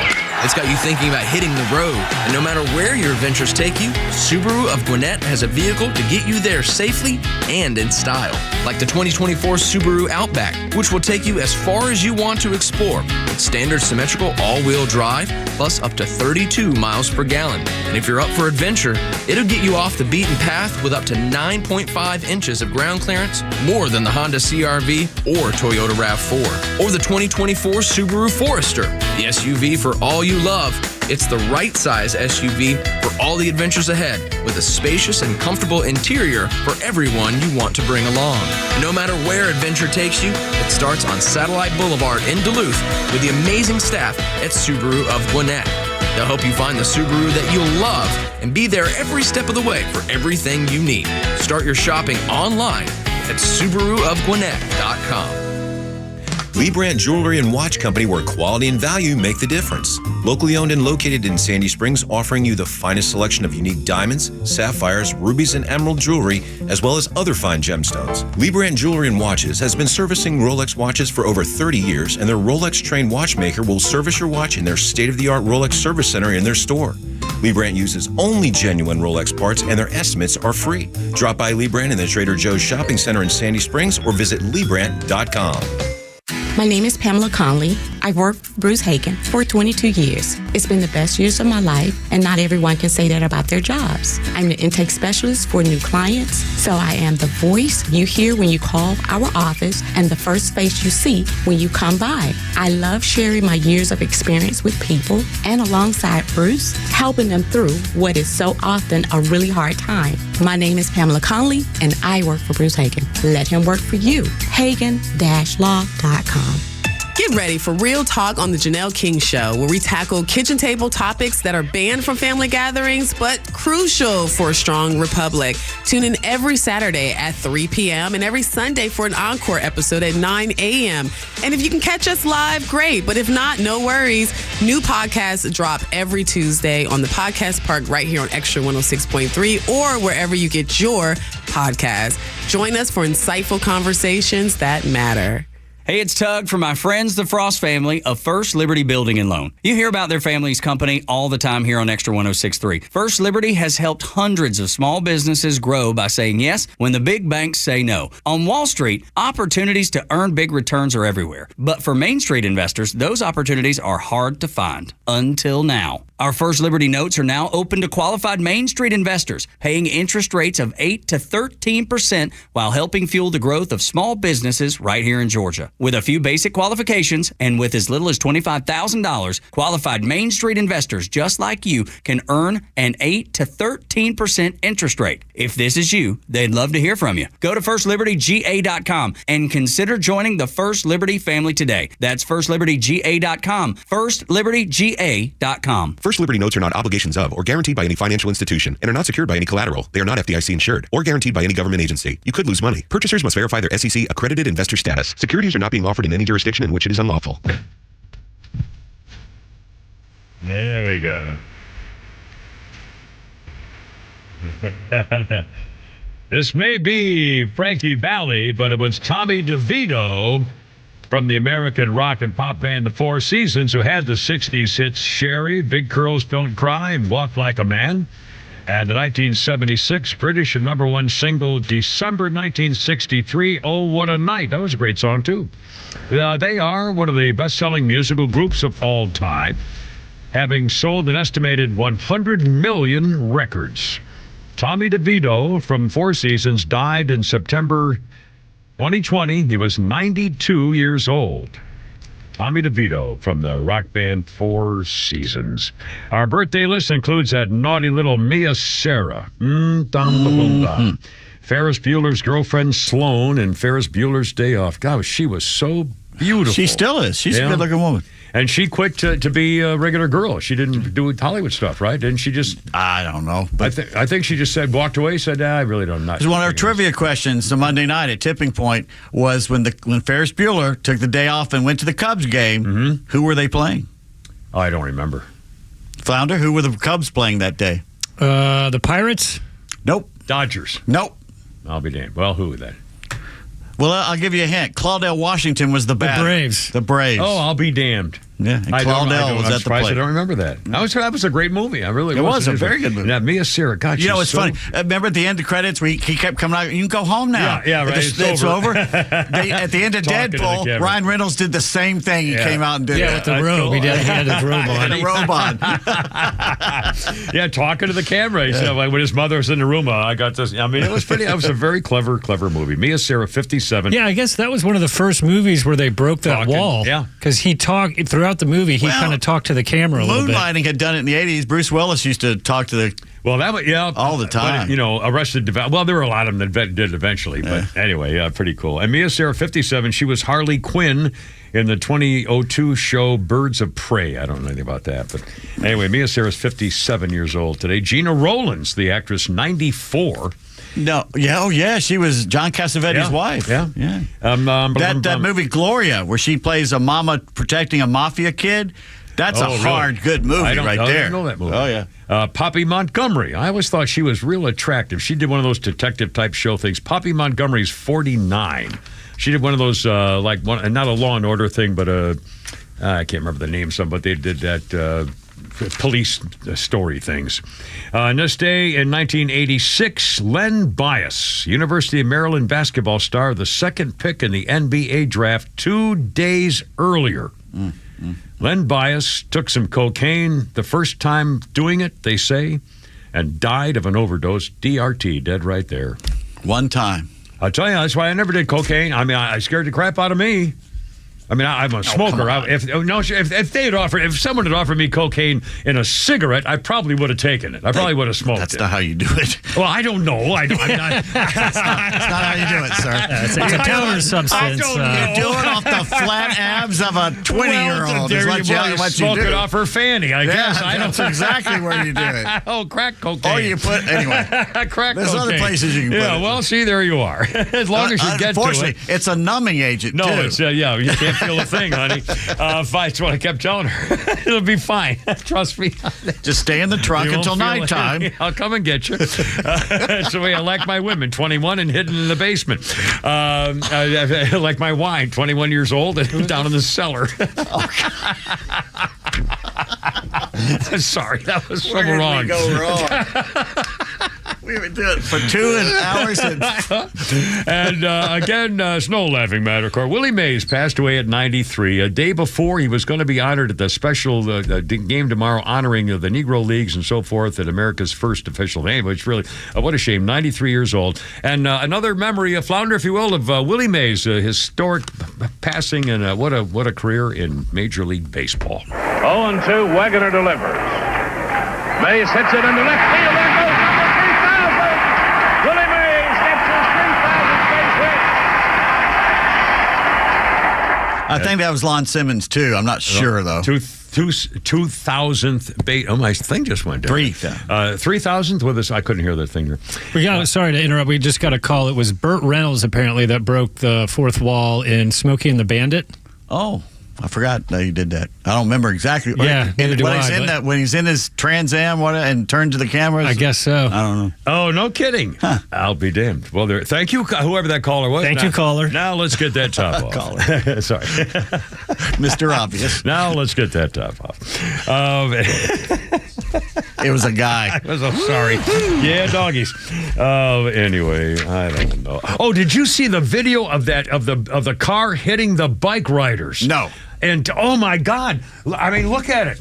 The bike riders are riding along. There's a bunch of them. Well, there's a bunch of them on a major road, and they're taking up the whole lane. All I see is a guy looking obviously, at me. Well, open it up. I mean, look at the. That's because you got the wrong page up here. Oh, well, then obviously it's the wrong thing.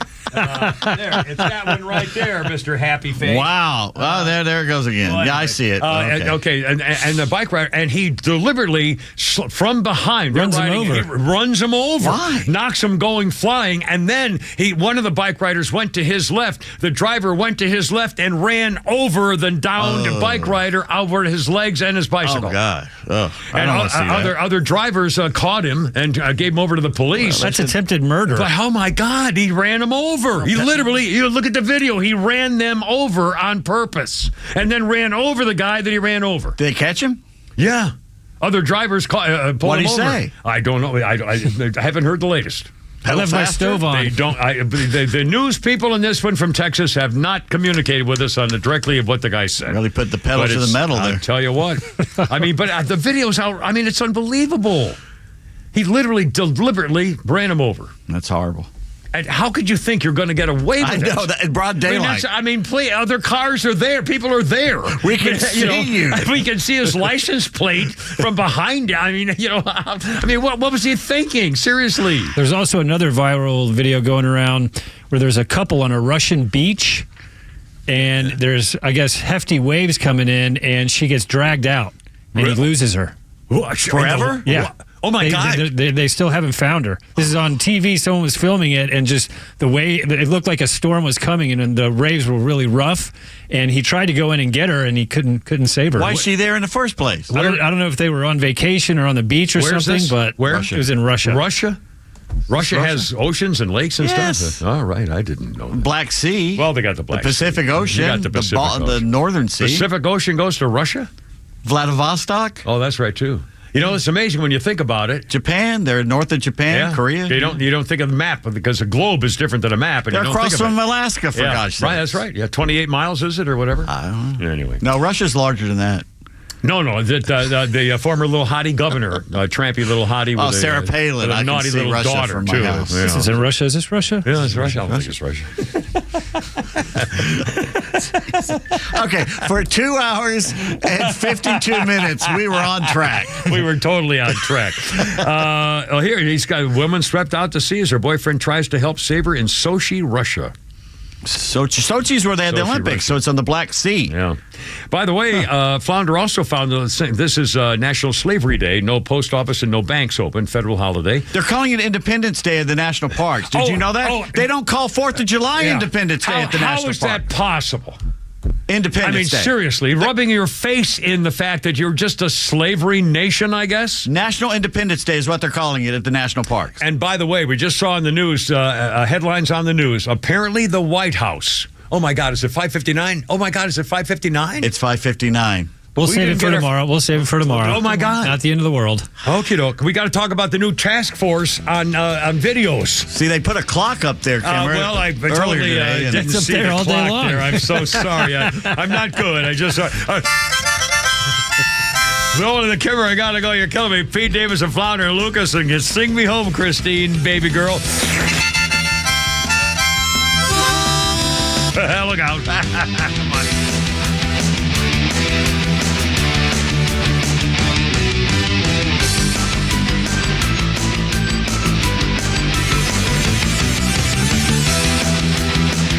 The Morning Extra from 6 to 10 a.m. and The Kimmer Show from 3 to 6 p.m. Only on WFOM and W292EV Marietta. Extra 106.3 FM.